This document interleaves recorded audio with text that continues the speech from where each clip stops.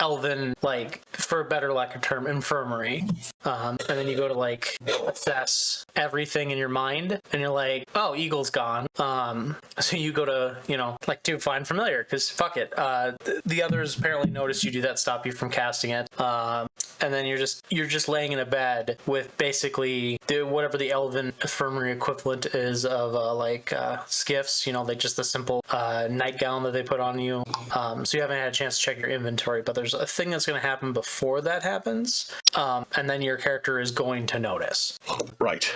On that note, at the end of the last session I was able to attend, you said set my current hit points to 1 and all my spell slots to 0. Has that changed at all? By the time you wake up, I will say yes, except now you have 5 levels of exhaustion.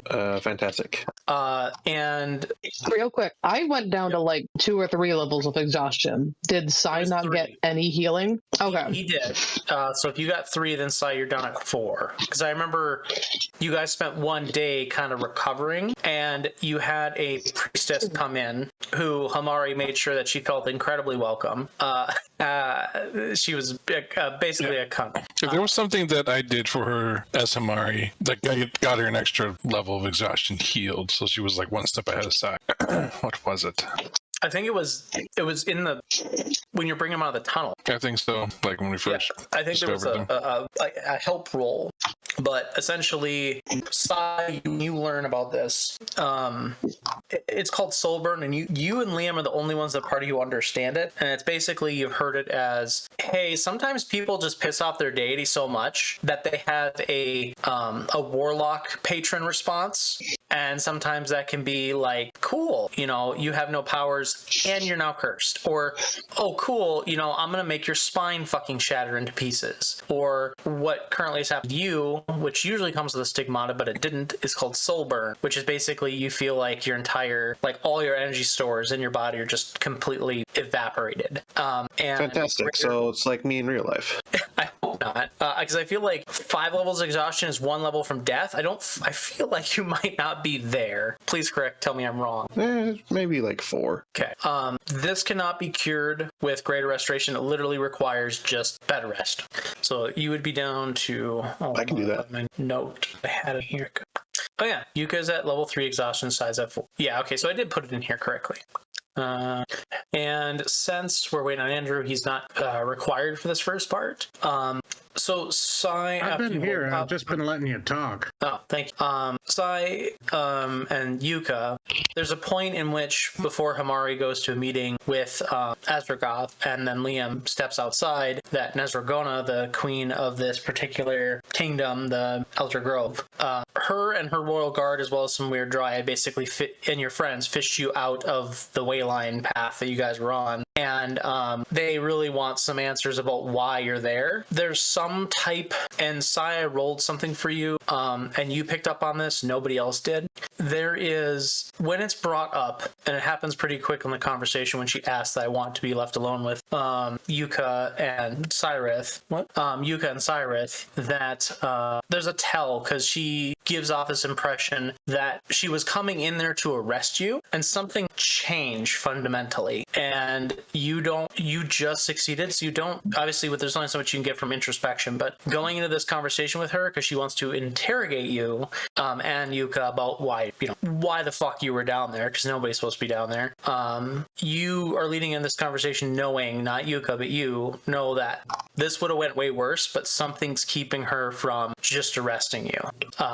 So to set the scene, Elven Infirmary, however your mind's eye wants to look at that, Yuka's on one side of the room, Sai on the other. It's about a 15-foot, 16-foot room, not super big, and Nezragona is in there by her. Liam leaves, Hamari leaves, Nezragona comes in, her guards stay outside, the door is shut.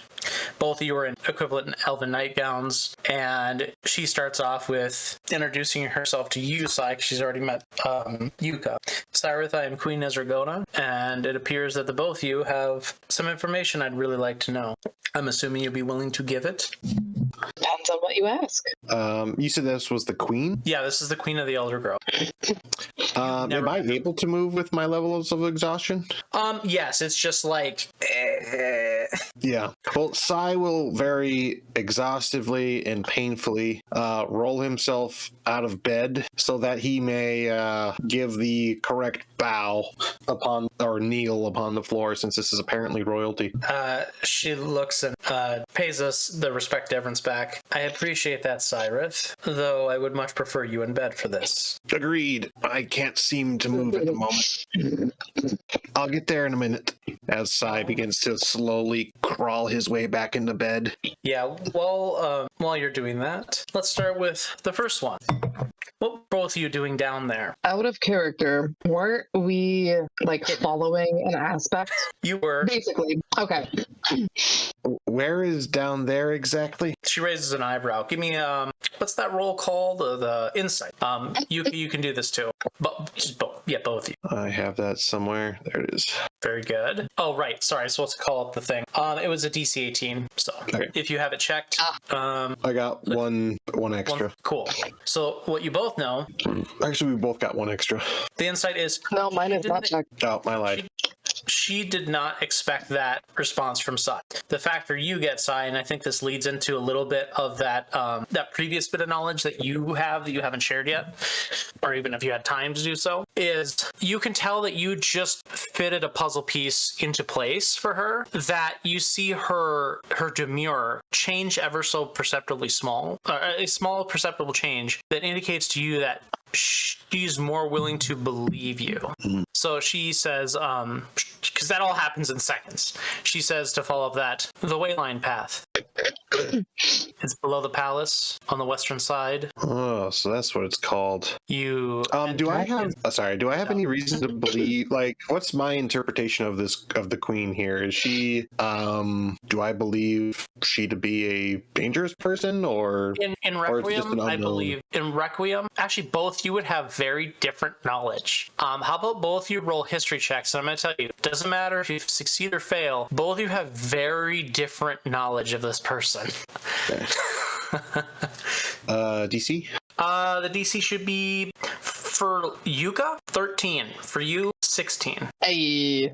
I got a 15. Right, so Sai just fails and she just succeeds. So Sai, you've heard, like, Requiem does have trade deals with the Empire. You've heard, like, you know, she's a queen, duh. That she has pretty good dealings. She has decent connections with the Bound 8, but not a whole lot about her persona. Yuka, your tribe basically considered her a tyrant, that she was an impedance upon the real growth to bring the soul trees back and stuff like that. Yeah, pretty much every bad thing you can think of a dictator of any era or time, you've heard it. You smatterings of extreme claims about her being able to breathe, like, you know, stupid things like fire, or like she cuts down trees for fun, like all sorts of shit. So with that in mind, what were you gonna say, Sai? Oh, I was just like, I don't know, like, Sai's responses will depend on if he thinks he can trust this person or not, and as of right now, she's basically a complete unknown. Yep, the best you have is that she's likely going to believe you, but you know almost nothing about her other than she's a queen, decent trade deals, and that she has connections with about 8. Okay, sorry, what was your question then? Yeah, so she was leading into, because you had replied with, oh, that's what that place is called, and this happens in seconds, so she just immediately says, so you entered into a place that you had no knowledge of, and that was sealed. Yeah. I take you to be both of you even, understanding either the natural flow of magic or nature's wards, and she looks over at Yuka, to know that that place was extremely well protected. So leading into my next question, how did you get in there? I honestly do not remember. Does Yuka say that? Out of character, I don't remember, but if you remind me how we got in there, I'll decide whether or not Yuka actually says that. The character that you now know as Gurgle just teleported your ass in there. Okay. Yuka would indeed say, I don't know. I truly don't know. Are you playing that off as a lie, or more about you just don't understand how Driggle did it? Like, what Just a genuine. are you being persuasive? I am being genuine. Okay, so give This me a isn't persuasion. like a bluff. Yeah, give me a persuasion check. You're looking at DC. She's required, so like we'll say 15. Can I use one of my Yeah. Okay. Inspiration charges. Yeah. Yeah, I'm using inspiration. Yeah. Hey. Okay, cool. So she looks over to you and nods and says, "What about you, Cyrus? Do you remember anything?" I think I could do a personality roll. Yeah, go for it. Because I think Cyrus here would initially, Suspicious. yeah, he would lean more towards responding in a disingenuous way or an evasive sort of way. Yeah, so disingenuous versus... I don't know, I was thinking you could use multiple things on the left side, like sincere would be the obvious one, or I was thinking even inquisitive, because from my estimation, she would be a good person to talk to learn more about what happened.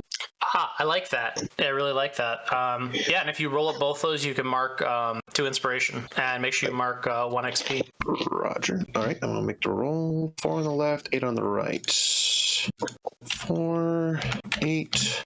Okay, so yep, we ended up rolling better and on higher on the disingenuous one. Okay, so make sure you mark your 1 XP and you notched up 2 inspirations. If it brings you to max, it just brings you to max. You don't go over. I got 1 more. All right. Yeah, so I just kind of looked at the queen, and he tries, he's trying to stay relaxed, but he even, I think in his own mind, is trying to figure out exactly what happened. Because I think from his perspective, it feels hazy, almost like a dream. It very much was. That was a lot of pain and trauma you went through, so it doesn't matter what happened the day in the morning. You remember what happened then and there. That's pretty much what was the forefront of your mind. Yeah. Yeah, I think that's kind of what he'll say is he... All right, I'll just... I remember being in a tunnel, but everything is so distant and hazy now. And he'll cough a little bit and act like his exhaustion's getting the better of his recollection. So are you, because this could really either be either way. Are you being, because obviously it's disingenuous, but are you being genuine and trying to stretch the truth, or are you bluffing or being persuasive? Like, how do you want to approach that particular conversation? I mean, he's giving actual details, so he's not necessarily lying, but he's also not telling the whole story. Right, so I guess the very definition of disingenuous. Yeah, so I think maybe persuasion, right? Because you're trying to persuade them that, hey, this is the knowledge I have. I don't know a whole lot of knowledge, but, like, I don't really trust what knowledge I have, so that's what you're trying to portray. Yeah. DC would be 14. All right. Well, that's absurdly high. I don't know what you're talking about. Okay, so... Come on, GM. You're supposed to make stuff actually possible. I mean, if you rolled Arcana, what would it have been? My Arcana? If I rolled an Arcana check, I would have gotten an 18. See? There you go. Just make sure you roll Arcana next time. Size disingenuous, but he's not a good liar. No. Yeah, give me 1 second. So I guess it comes off as sort of ham-fisted and obvious that he's not being forthcoming with information. Okay, so we don't know, and then the lead. I'm sick and in bed. Why are you interrogating me? Nezragona looks at you and squints her eye, and you've gotten a decent read on her so far. I'm just going to give it to you that she can tell you're holding back information, but she just rolls into the next one, and then she said, because you're kind of playing a little bit up on this like injury, which is legitimately an injury, it's not fake. She says, "So what exactly happened to you? Why are both your bodies so broken? Why the affliction?" Do I even can I even answer that question? Like, all I know is that all of a sudden I started experiencing extravagant amount of pain.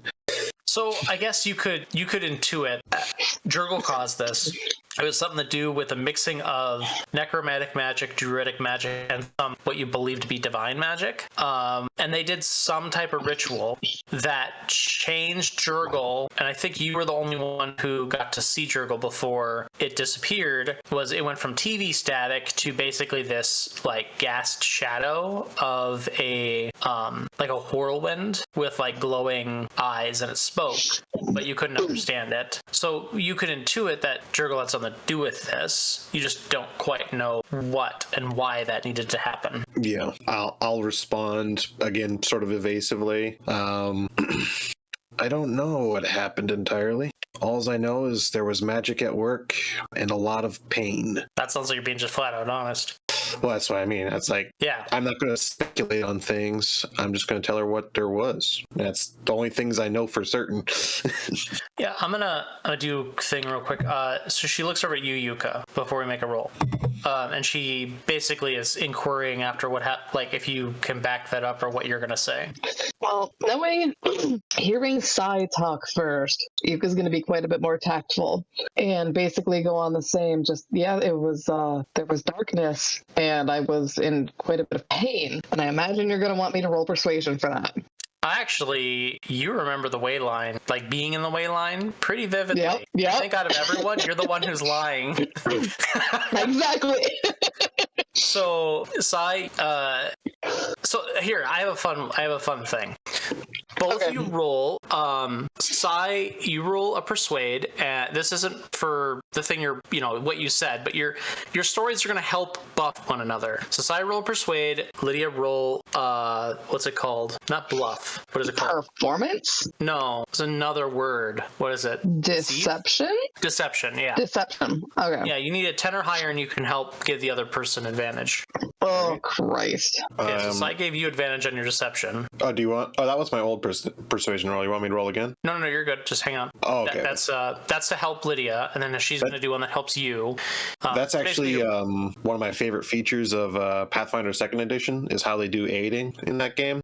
It's a DC 10 just to give someone like a +1 bonus on a check, and then it's a DC 20 to give them like critical succeed and give them like a +2. And the idea is you can use any roll as long as you can explain how that would aid somebody. So like if someone's like attacking somebody and you just want to give them a +1 bonus on their attack, you can roll an attack as an aid. So you basically, as long as you hit a 10, you throw an attack at the enemy that doesn't hit them, but maybe distracts them enough for your ally to get their hit in, kind of thing. Yeah, that's a fairly decent. And you can use any skill for it too. It's a fun mechanic. It makes the players think of how stuff's actually happening on the battlefield. Yeah, I agree with that. So, Sai, you're going to just be rolling a persuade check. You're looking for, since you're being honest, I'm going to say a DC 10. Somewhat honest, mostly disingenuous. Yeah. Nope. Oof.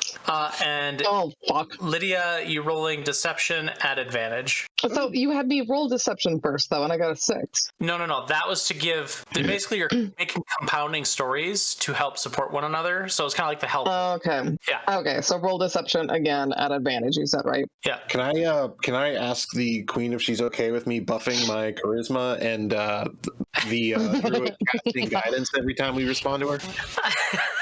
I was thinking about it, but I'm like, I don't think that's gonna work. Okay, so your DC was 14. That's a couple factors. That's not checked for you, right? That is not checked. So that's one factor. Is that an apple? Oh, sorry, I'm eating chips. Oh, chips. That's a very crisp. I thought it was a very crisp apple. I want an apple so bad. You know what? I think this is fun, and just because I like to experiment with these factor rules a bit. The fact, so you fluently state pretty clearly like that, you explain what you happen and it matches up with Sai happens, and because you're a factor, Sai, go ahead and roll one more time. Okay. She's like, God, you're a really disingenuous piece of shit. And then like Lydia talks so clearly, it's like, oh, well, that doesn't sound any different than what she just said. So again, you're looking for DC 10. I feel like I'm going to roll a 1, but okay. Do I get advantage? No. Can I use Yes. If one of you my want, inspirations for advantage? You can use it retroactively here if you wish. I'm using an inspiration for advantage. Since it's been a long time. I have decreased the number of inspirations I have for advantage. I now have a 12 on this result. Yeah, so Yuka, in this particular regard, you led the conversation that Sai's obviously in a mood again, and he's just kind of being, disingenuous and being quite pedantic in some of his response. And then it's kind of annoying her, and then the moment she looks to you to ask that question, you ask extremely sincerely, like straightforward. You're really playing up the truth of what is true and completely avoiding anything that could do with the way lines. And you can see that she's basically ignoring Sai now and taking on your account. So let's see here. Yeah, I think meanwhile, while this conversation is happening, Sai is like deconstructing the information he's kind of gotten from the queen, and now he's able. He didn't know initially that he was at some sort of ley line. That would be a assumption based on the circumstance of what happened last time, and so now he's basically taking that as a confirmation that this was a ley line that was heavily guarded, and he's kind of applying that to his. Yeah, I think you made a lot of crits, if I remember correctly, in my knowledge of when you were trying to assess what the hell Jurgle was up to. We rolled pretty good. It was helpful that the checks were all in stuff I had checked on my sheet. Right. But yeah, we were rolling like 16s and 18s at least a couple times. Yeah, I think you both have a pretty good idea. Like, you're pretty sure it's the mental fog, but you bet if you went back and wrote it down, that you might be able, with Yuga's help, to suss out really what the hell Jurgle did. Because you I think specifically wrote down some of the symbology as well. I'm pretty sure you did. I think I vaguely remember saying one of the first things I did was sketch it, but I don't know if I passed out from the horrible pain and when exactly that happened. It was the last thing that happened. So that you sketching down was what you were doing while you two were trying to figure out how to actually do what Jurgle wanted you to do because they could not communicate. Yeah. Okay. Okay. So she looks back at Sai and says, when did this happen? Was it just yesterday? 2 days ago? When did I regain consciousness? What day is today? So we'll just make something up. It was basically 2 days from today that you went unconscious. Okay. It's been a day. It's almost been 2 whole days since you've been unconscious, and she'll explain what day it is, and you'll be like, oh, that was 2 days ago, if you want. Yeah. I'll just say, I believe it was whatever day it was when we were staying at the inn. Yeah, it was at night, and yeah. It was, I'll just say a random number, but whatever is the correct number. I think it was the 14th was the night at the inn, and so whatever day is now. Yeah, she tells you what today is. She'll say the 6th. 2 days later, 16th. 16th in the morning, so you'd be like, oh, yeah, it's been about almost 2 days. I'm not sure exactly when things happened, but I remember going to bed at the inn on the 14th, and now I'm here. And everything in between is either a blur or confusing. She asks you, we had a magical familiar attempt to try and breach the gates, which is what tipped us off that something was going on with the Wayline tunnel. Would that happen to have been your familiar? It depends. Was it a owl named Eagle? She looks like you've taken a tiny bit of her stoicism and kind of shifted it to like a little bit of confusion.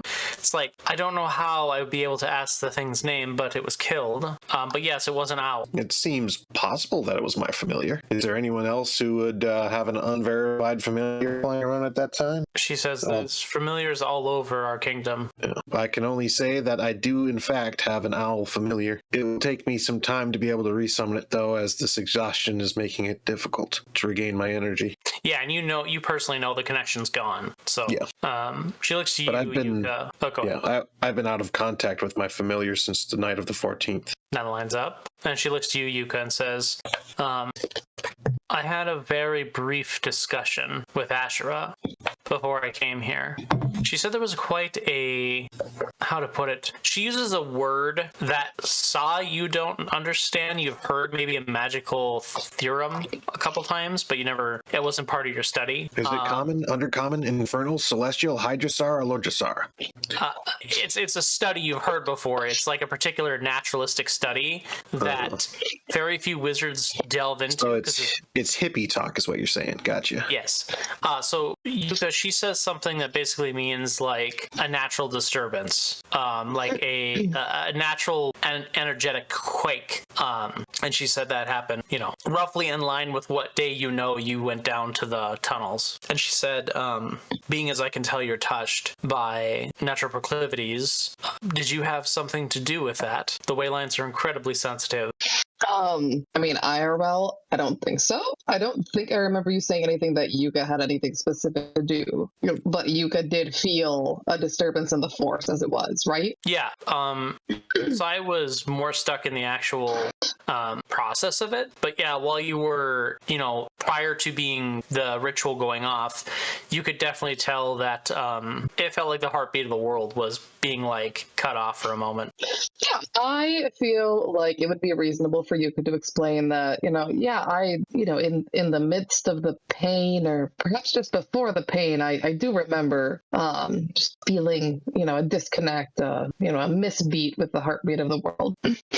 She kind of stares Center off in the room. She says, so neither of you, how did you get your wounds? You were covered in many lacerations. Well, I guess. Magic? Well, let me put it this way. Have you ever seen someone use the spell Vampiric Touch? Or perhaps more of a basic inflicting of wounds? I am familiar with it. Was there another person down there with you? Not that I can recall. A person. Now, are you deceiving in a sense that you're being truthful? Oh no, Jurgle's not a person. I would not think of Jurgle as like a person. Like I immediately when you said that, I kind of felt like you're going to go that way with it, but I honestly would not think to even consider Jurgle like a person. Yeah, so make me a persuade check. We'll say DC 8. But I was about to say, before you brought that up, I was about to say, was there another entity of some kind? I believe so. There was not 3 people or persons in that space, but there were definitely 3 entities, 2 of which were familiar, and another which was wholly different. Can you describe them? Well, by the 2 I mean that are familiar, I'm referring to Azalus and myself. The third... Azalus? Yuka. She quirks an eyebrow at that, but gestures for you to continue. That's a fair enough mistake, I think. I would like to keep We're that. literally the same person. Yeah, it's not demonstrably important to this particular person. It does matter to other conversations. That's why I try to keep mindful when people do make that mistake, because I want to keep it in the game. Yeah. He puts his hand to his head and like he's concentrating and he's exhausted, which he is. It kind of stammers. It's some kind of, I can only describe it as wholly unnatural to our plane of existence, a form beyond our sight. It's too difficult to describe. Confusion itself, perhaps it was this thing that inflicted our wounds, but I don't remember it ever touching us directly. You believe you were abducted by this entity? Abducted doesn't necessarily feel right. More like led. You followed it. It became a compulsion of our very nature, not necessarily influenced, if that makes sense. So you were charmed? No, I don't believe so. Sort of like sort of like how a cat is compelled to chase a mouse. It was like the same thing, but with human standards, if that makes sense. Dangerous. Very dangerous type of thought there. She looks over to Yuka and says, do you remember this creature? Oh boy. I want to do a personality roll. Go ahead. Let's just do sincere and disingenuous. And that's going to be a +2 and a -4. Left and right. Sure. I actually don't think she set up the great roll. No, and I think I keep asking, and then I just keep forgetting to follow up ask after the game. It's in the resources at the very top. Michelle figured out the command structure for it. The resources in Discord? Very top, yeah.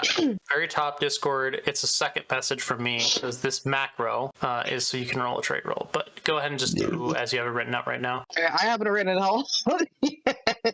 Just roll. I don't remember. 20, and the first 20 will be for your 2d20. Your first number will be for your left column, and your second number will be for your right column. And then just let us know what those say. So with dash R 1d20. Or you can just roll 2d20. Yeah, /R. Yep, space 2d20. All right. Roll one more time. Right? You might not 20 the second roll. Yeah, you might not 20 the second right? Nope. So what's your plus 2 in? Huh? What's your plus 2 in? The +2 was in the sincere. Okay. So you're just going to be honest. Exactly. What was the question? She had asked you, do you know anything of this entity? Okay, so Yuka, being an honest person, mostly. I was not aware of this entity, but I was following my friend Sai here out of concern for his safety. Because if I remember right, Ben, it was like Sai had went off chasing the apparition first, and I just followed. No, you got you both. It did get us both. Okay. Okay. But was I able to actually infer that it was Jurgle, or was I just able to infer that it was just like a really dark entity? You know after the encounter that it was definitely Jurgle. It introduced itself in a sense. Okay. Well, Yuka's sincere. Yuka's an honest person most of the time. So yeah, we just spilled the beans at that point. Not the whole beans, but just I do believe this entity told me its name. I remember hearing a whisper through the pain. And she gestures for you to go on. And I believe I heard the name Jurgle. She does not flinch an eyebrow or anything like that. She nods and says, that matches with what Asher told me. Who? She looks to you. Sai, give me a religion check. You're looking for a DC 10. Super easy. Well, it should be really hard for me to fail that. 8. DC 8. 13. Is that a factor? Yes. Okay. Ashra is basically the lesser deity that kind of romps around the Elder Grove. You've heard that it works together with another entity called Nasha, which is supposed to be the blood and flesh of this minor deity that roams the forest. And they're like kind of one and the same. And it is known to be a very talkative deity if it so wishes to commune with you. But it is a natural, like its domain is, nature. Gotcha. So yeah, so you would know, unless you still want to play coy about it. Okay, no, I will retract my question then. I think I understand the nature of their relationship well enough with just the knowledge of what the thing is.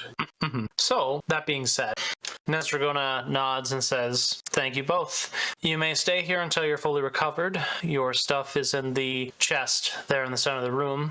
She gestures to a woven basket that's brought in, and the basket. You all were carrying quite a lot of you. If there's anything you need of me or the kingdom, please do ask. Azragoth gave his regards and said that any friends of Hemari are deserving of, she would say it eloquently, but basically deserving of, the service of the kingdom, at least until you're here. So she what about best friends of Hemari? Do you say that?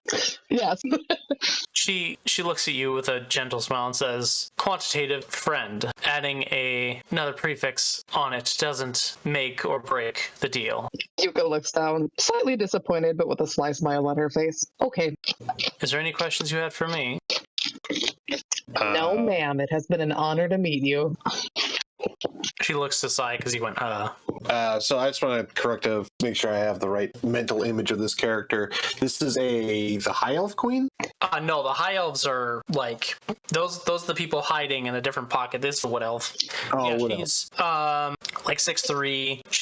She's fairly built, still pretty lanky, but built, lean muscle. She has a simple silver and gold circlet with like traditional blonde straight hair, blue crystalline eyes. She has a small scar just the bottom left of her nose, and and she's wearing her like knight armor, so it's a little bit more adorned and has some fancy filigree and stuff with it. Yeah, I think Sai at this point. Oh well. Go to bed. Fall out again. No. I was gonna say. I could do another quick personality roll Go for it. because he's kind of we've already established he's kind of an inquisitive kind of guy. So I think rolling back towards that and kind of has. She just asked him if she has any questions for her. Mm-hmm. I think he's a role between inquisitive and suspicious. Sure. Makes sense because he's still kind of like wary of her because he doesn't really know anything, but he also wants to take the opportunity to ask some questions. Yeah, that works. Okay, that was 4 and 2. Oh, nope, too suspicious. He's just going to, why did that add my intelligence to the roll? Why did that happen? It shouldn't. Oh, no, I'm looking at the wrong thing. Yeah, no, I just rolled a 13. Okay, never mind. He just kind of eyes her cautiously and will reply up. No, thank you, Your Majesty. We are not worthy of your direct attention, much less to be able to request information of you. Roll me performance.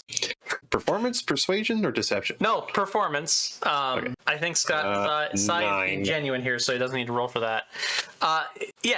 She looks at it and kind of tilts her head slightly. It says, I decide who is worthy of my time, but the two of you rest up. Let my guards know if you need anything. She bows and leaves the room. So then we cut a bit ahead just to catch you up, Franco. Harmari comes back, Liam's in the room. Harmari says, hey, y'all, I'm leaving. And then I believe I made your character say, where is it? Where'd it go? Says, goodbye to everyone. Sai is not bothered by this. And Sai, can't say it was nice meeting you, so I won't. Harmari leaves. So, yeah. You're welcome. I'm glad your expectations have been met. But yeah, so Harmari left. And now Liam said, oh, I got something to do. And then he took off. So it's just the two of you in a room for a while. And then Sai, you get up and you go whenever you decided. Sai, you dig through your, basically, you were suspicious. You're kind of like checking everything, and everything is there except for one thing. Your amulet of Jurgle is missing. How dare you? Good thing they didn't look around in my bag of holding too thoroughly. A lot of corpses in there. Just, my queen, may I open this? Sure, we should check inside. Just corpse. I mean, I've literally been collecting bones. I've literally been collecting bones. Not again. No. Here's the funny thing. Unless you know what's in a bag of holding, you can't just reach in and pull something out. In order to find out what's in a bag of holding that you're unfamiliar with, you have to turn it inside out. Oh, Which causes its contents to explode all over the place. just be bodies. Not Farvo! No, I don't have Forvo's corpse in my bag of holding. As amusing as that would be. I could have swore you did. Oh, no, I buried No, you the have hell out of Farvo's farm. Oh, he got buried somewhere. Yeah, Liam buried him before I Sai even came performed the back. rites at the funeral. Yeah, it was split the bodies at the floor. Literally. It was burial at sea, I think. It mostly be Use just my random holding bones, but yeah, there are actually a couple corpses in there. But anyway, so we're caught up to now. What? We see Liam leaving a metal shop in the mid-city and making his way back. And, we get like small montages of him walking through the city. We see everyday city life. And we kind of get this, like we've talked about before, like the viewer seeing like the Magisphere. As Liam's walking, there's like a quick like swap over to that lens. And we see a small like glimmering, flickering electricity like in Liam and the Amulet of Talos. And we can see as it zooms out, we can see this big bubble over the entire kingdom. And we can see lightning crashing against it magically over and over and over again. And a massive lightning phoenix like slamming against the barrier.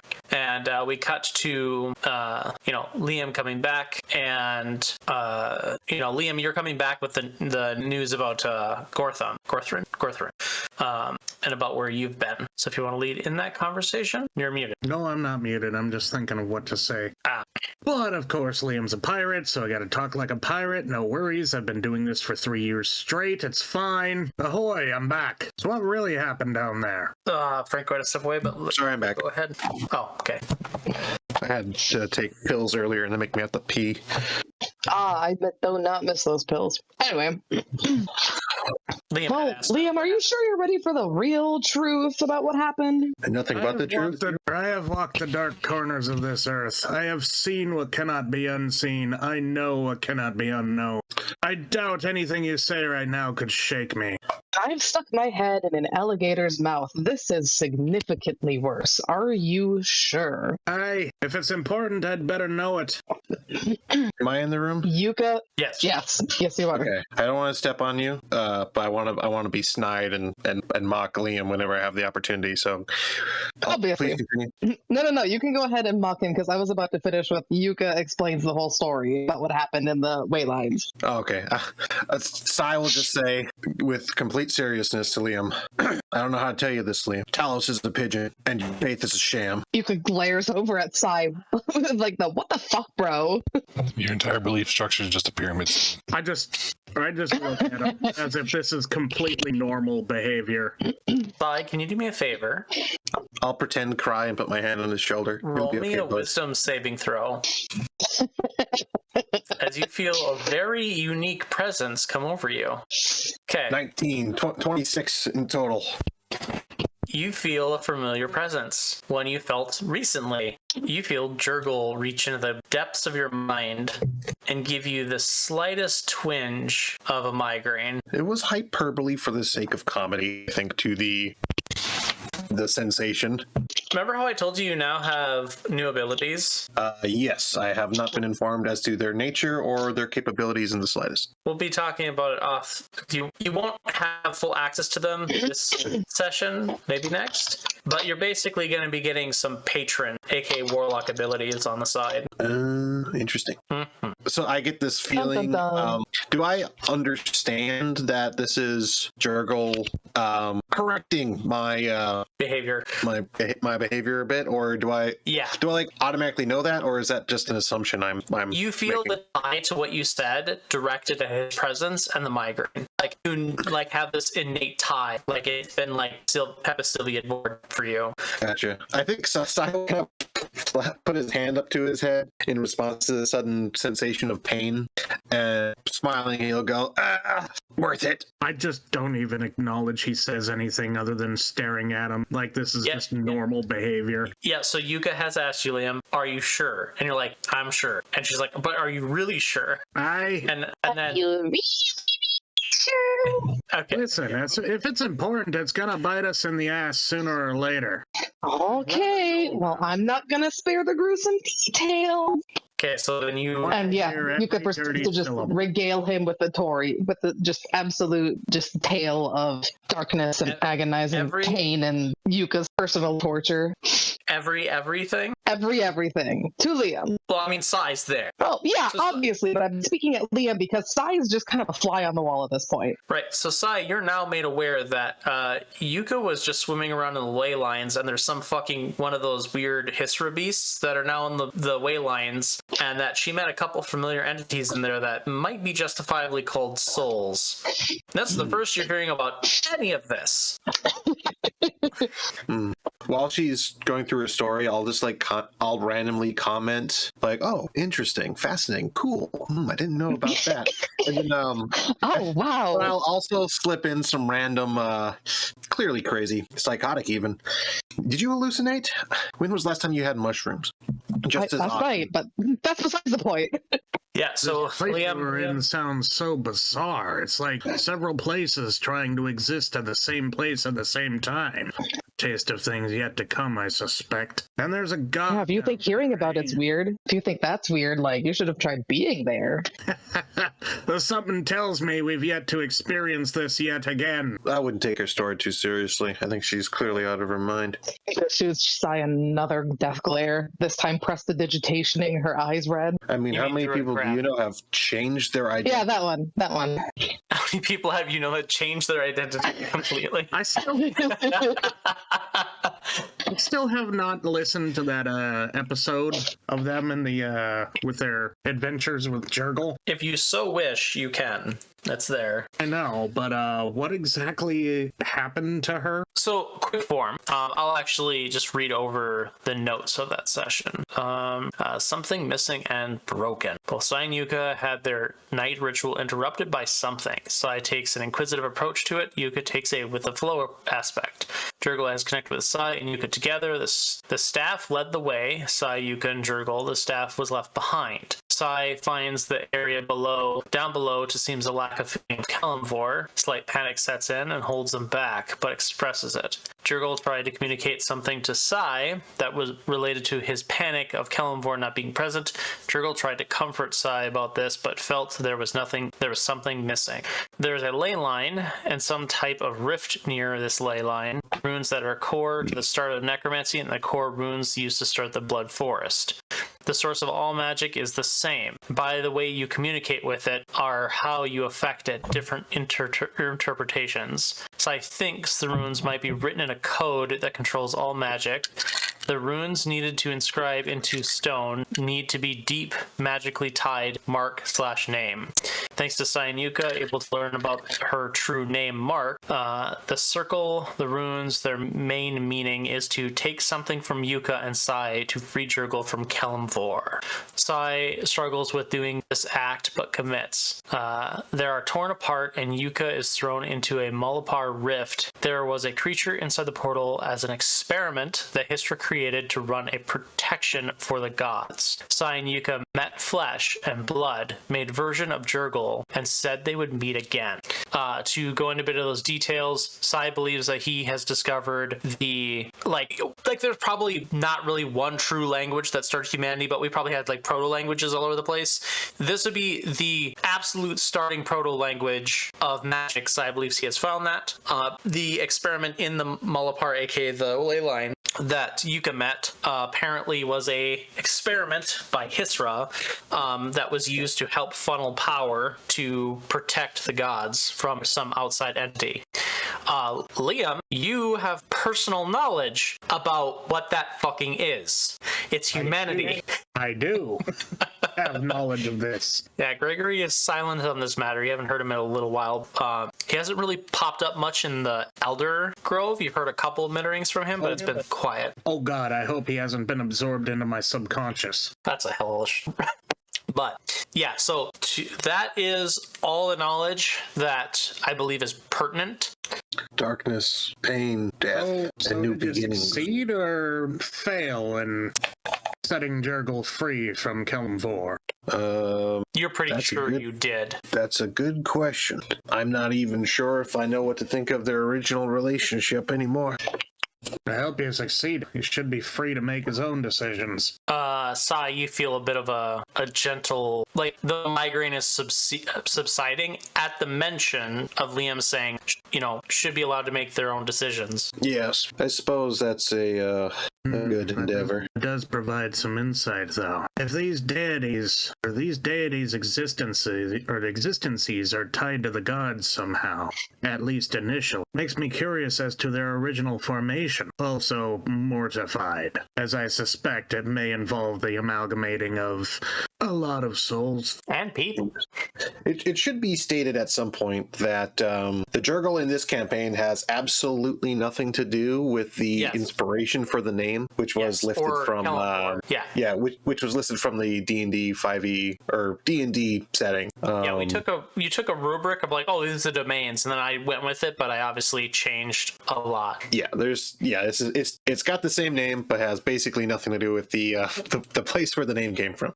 So just in case anyone's like looking stuff up and finds references, they should know that that's purely pointless. So what exactly did Kalimvor stand for, and what was Jurgle's role of it? Are you talking about modern like religious theory right now? What our current understanding of their roles in the establishments of their own religions? Aye. Well, Kalimvor, perhaps not our current theories, which may be less flattering, but general religious. The short form pamphlet would typically read that Kelemvor is the god of life and of death and the cycle of the souls, and that you wouldn't really find mention of Jurgle anywhere in the official religion. I wonder if they know the Great Cycle's already been broken. I couldn't tell you. Continue. Well, just the short form is, like, again, Kelemvor guides the souls to their respective places in the afterlife. So, And that's- Jurgle just isn't general knowledge then. Jurgle is very few people would know about Jurgle's existence. Is this where Sai finally brings up that he's part of the Hidden Order? I think at this point it's it's become evident that Sai worships Jurgle and not Kelemvor as much. He goes to Kelemvor's house, but he goes to Jurgle's room. Yes, they're two closely intertwined deities, or at least they have been. Jurgle was a servitor of Kelemvor. I see. Oh, by the way, your necklace of Kelemvor, something happened to it, and we left it down in the way line. Jurgle. You do know it was his Jurgle. Oh, sorry, I misspoke. Yeah. That was Jurgle. I meant Jurgle. Yeah. Oh, that's where it is. Gotcha. The Dryad tried to touch it, and it burned her. I think to myself, should I try to recover it, or should I leave it? Like, is it supposed to be down there? I guess it doesn't matter. I wasn't about to touch it. Part of me wants to go get it. And judging from both the Dryad and Nesragona's reactions, we kind of needed to leave quickly. My apologies. I'm sure you can find another one. Find another one? Hey, don't they carve them somewhere? Don't you have any concept of sentimentality? Jurgle plays Let It Go in your head. No, the Havina version. The Havina version? Let it go! Oh, Let it go! It is coward killing time! I get it. Okay, anyway, so we're brought up. It's a thought that counts. Sorry, continue. Yeah, so you've all been brought up. Liam, do you bring up, like, Gortham said, like, hey, I have people that are waiting to go do a job, and do you explain why it's important to you to do this job? And, like, explain that you had a message or a note from Azragoth? Maybe read it? Wink, wink. Or just, let me just reread it again. Gorlin. That's his Gorlin, name. not Gorlith. You're doing great. I do mention, that's not how I talk. Yikes, it's taking over. Get out of my head, get out of my head. Yeah, I explained that, Gorlin has work, but I'd also like to mention that we've been in one place at one time for far too long. No doubt bounty hunters are hot on our heels. No, you all have those amulets, so you can't be tracked. Well, that doesn't work with deific magic. That's true. Then again, I suppose we are within a deific ward. The only deity that knows we're here, well, deities, I guess, are Jurgle and Ashra. Well, as long as you don't do anything significant than draw attention to yourselves, like dive into the way lines or anything like that. I doubt there are any bounty... I doubt there are any bounty hunters related to them currently. Who's this disembodied voice I keep hearing make snide remarks? It's a corpse inside of your bag of holding. Oh, that makes sense. That checks out. Just a head. Yeah, I guess it's all right, but I still feel like we've been sitting for too long. I don't know, what do you think? How about Mr. Gorlin? Remember, they didn't get that note. You're the only one that has it. Yeah, I thought I explained, What does Mr. Gorlin want? Question mark? He's seeking information. He needs a team. So someone's looking to hire our band of... What the hell did I used to call us? It was something like... Morally ambiguous 5 morally or something ambiguous, like yeah. Morally ambiguous 5. But it's down to 3 now. 3? A morally ambiguous few. What happened to our Arcanist and Robot? So, sorry, Himari explains to you that apparently those two, Elrilla got all the information she needed from here, and then some, and they are going with her with Azragoth. She said no more than that. Right. It would seem they've left the crew. I'm so glad to hear that our bonds of friendship are so strong. Well, we should get someone to help us out then, to round out the group then.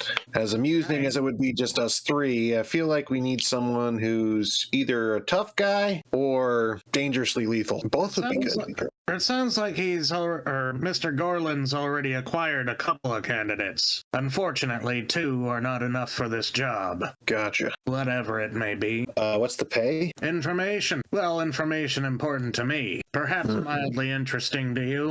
Possibly more. Well, He didn't feel- really go into detail. He kind of wants to talk to us while we're there. We can talk to him now if you want, but my You mentioned recent that he'd be ordeal fine. still weighs heavily upon my mind and body. Whenever he you're said- ready, just so you know it's an offer. Yeah, he had knows mentioned it that may you take guys a can couple recover. days. On that note, should I have been making all of my checks for the last hour with penalties because I have an exhaustion 4 or something? Yeah, but we're just gonna remember that now. Your highest is probably like -4. On that note, what's my hit points? Right I guess now, it doesn't really matter. both of you should be at half hit points. Okay. You had no magical recovery, only very bad sleep, and basically you haven't been able to get a long rest. Have I been How able much to get pain my and spell suffering slots are- back? I'd say half, but after 3 more days, both you two should be fine. Do you want me to round up or down when that's an odd number? You can round up. Okay. I'm just going to make some changes just in case something happens and I need to play around with any of this stuff in the moment. We can say that you've gotten Eagle back. Sweet.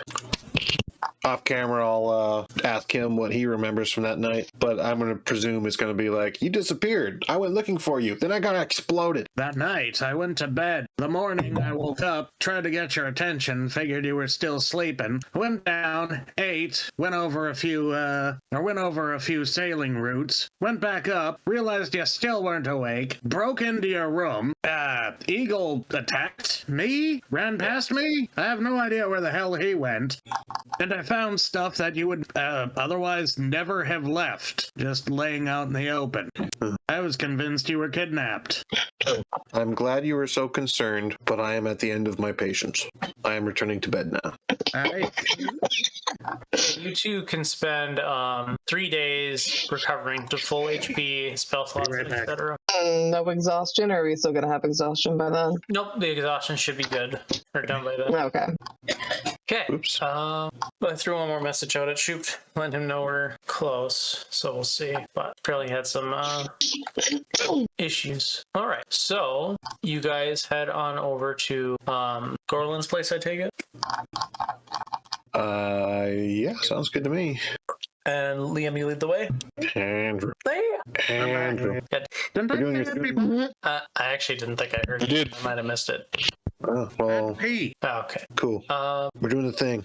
Oh, before we do, I wanted to ask something. You want to ask me something? Yeah. I mean, it's just I don't suppose you learned enough about that ritual to be able to repeat it. ritual. Which ritual? One that freed Jurgle. I look at him kind of incredulously before responding. No, not even a little. The Unfortunately. fact that you would even say that tells me your understanding of the situation is so dramatically far off from what the actual situation is. Well, if it was possible, if it happened, then it could happen again. I suspect Talintha still be shackled to Brashra's will. Perhaps that could be pursued in the future at some point. And I've no idea if Talos is shackled to anyone. I mean, yes, theoretically, but there were components of this event that were, shall we say, location and time relevant. Oh, that's a factor I didn't consider. And without those two pieces fitting into the puzzle, then any other knowledge of the situation is pretty useless. The fracturing of time. Now that's a concept. Well, I don't necessarily mean that time itself is failing or coming apart, but No, sorry, that was unrelated. Continue. I just mean there's a right time and place that needs to line up with the ritual. Aye. Whether or not that right time and place ever will line up with our mortal expectations, I couldn't even begin to speculate. Perhaps it was influenced in some way. It might be reliant upon the wills of the divines themselves, or the deities in question. Why would the gods seek their own servitors to be unshackled from their will? Couldn't tell you. All I know is that in these sort of cases, reality itself seems to almost fluctuate and becomes undefined. I was getting that feeling while we were looking for you. Yes. I did. All I can say for certain is if it is wilt, it will be. And if not, then who are we? I know what I am, and I know what I'm going to do. As a relative general direction, anyways. Yes. I think we have a similar understanding then. Weren't we going somewhere? Both of you give yourself inspiration for that. Oops. I am missing something. Missing something. Is it your marbles? Yes, but that's besides the point. Where do we track inspiration? That's the 5E XP and short long-term goal sheet. And you select your name. Right. I can change your inspiration for you until you're already maxed. Oh, Use your inspiration more often. I didn't roll. That's true. It's fine. You'll get opportunity shortly. Yeah. So Real quick. Shadowhearts Campaign resources, right? It's coming back to me. I'll remember this at some point. It wasn't a year ago. It's bi-weekly. We'll get to it. Listen, man. Normally I follow that up with something, but I got nothing. I was gonna say, lately you've been using that phrase, and most of the time I'm already giving you the benefit of the doubt. Anyway, yeah, so you all make your way to Gorlin's metal shop, about midday, 3 days from then, and so it's the weekend, but and Gorlin's people are all gone. His shop is locked up, but Liam, you approach, bang on the door, a little wooden slide opens up, 4 feet from the bottom of the door frame, and Gorlin says, welcome, Shoop. Gorlin says, Liam, it's you. Ahoy there. These your friends? Aye, they be my crew. Good. My friends are in back as well. Great time. So he shuts. They've agreed to hear you out. Perfect. He shuts the little thing, the viewing hole, unlocks the door. You hear about 4 or 5 locks, and then he opens the door and he gestures you in. You two walk through a metal shop where you have, metal and wood shavings, wood dust kind of just scattered throughout the building. You have bits and pieces of projects. You can see half finished, like tines, nails, gauntlets, stuff like that. A lot of it looks like baseline equipment, or baseline hardware, like hinges, nails, simplified tools.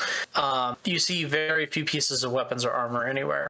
And you heading through the back where there's like this building is like a U shape, and in the courtyard is this like small pond with a forge in the center that has like poured rock in the center, so it's on a pretty hefty surface with this large forge. And sitting on top of the awning, this metal and stone awning that's over the forge, is Stump, how about you describe your character?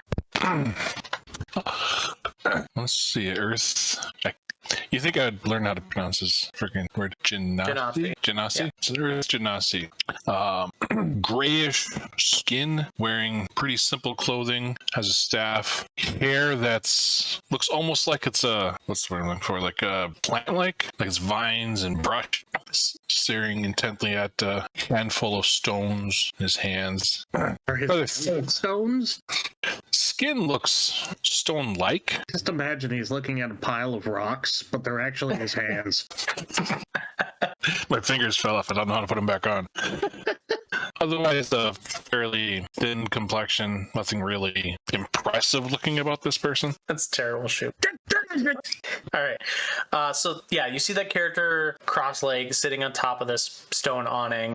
God damn it. And then near the bellows, and the forge is off at this moment, near the bellows, leaning up against some of the stone work, is a tabaxi. How about you go ahead and describe your character, Shoot? Looking at the tabaxi, you see that he has like grayish fur, puffed, basically like a Maine Coon like appearance. But he also has a bit of a kind of like a trench coat of sorts. But you see him basically just writing in this book, and as soon as he hears the conversation, actually just kind of looks up and gives a little bit of a look for a moment, and then just closes his book and then puts it into his bag. Yep. So Gorlin walks out, and Liam, these are my 2 compadres that I've known the Genasi up there for quite some time. The kitty cat, that's a new follow, but great to work with. His name is Curio. The Genasi, Sheila, I forget. And like he's I just don't remember any of these people's names either. Shalala. But yeah, Liam, you are being gestured to introduce you and your compadres. Andrew, did he walk away again? That's my suspicion. Oh, maybe just had a bad mic. Lost the ability to speak. Oh shit! Did Andrew's mic die? Wait. There, I heard you. Oh. Oh, Hello? I'm keeping Hi. freaking out again. Give me a moment. we can hear you. Okay, how about now? Perfect. Good. Cool, we're doing a Verizon commercial. Can you hear me now? I'm a trouble. Check 1, check 2, sibling. Yes, we can hear you. Female. Okay, Anyway, I think we're good. Gesturing to you to introduce your compadres and yourself to Kirio and Shayla. Ahoy, I'd be Liam Searunner, not captain yet. This be Mr. Cyrith and Miss Yuka, as she chooses to introduce herself. Yuka nods and bows slightly. Hello. Yeah, Gorlin says, all right, pleasantries exchanged. So, Kirio and Shayla, you know the job, but I'll explain it to these folks, and then you can decide whether or not you want to go with them. The payment was discussed between me and the Sea Runner for some information. I believe I've discovered a dwarven highway that leads all the way north. The Dwarven Kingdom used to be predominantly in the southern range, in the more desert southern range more specifically, and I believed for the longest time that this particular region housed a highway. Now, I had a brother who used to be out south with me in the Bound 8. It's very rare you're going to find a mountain dwarf like myself or him, but we believe there used to be a highway that traveled north before our families decided to flee. It's been more of a family tale than anything, but I believe I've discovered the rough location, and Kirio's been out that way to confirm it. And I do believe that Shayla confirms that the structures in those areas, being they know stone better than even I, confirm that as well. I need you to go to this highway and go south as far as you can go until you hopefully find a city. If it indeed is the highway I believe it is, from my ancient family tales, then there should be a city at the end of it. I'd like you to report back with any information, how much of the city's intact, and how much of the damned highway is intact. You mentioned this highway stretched north as well.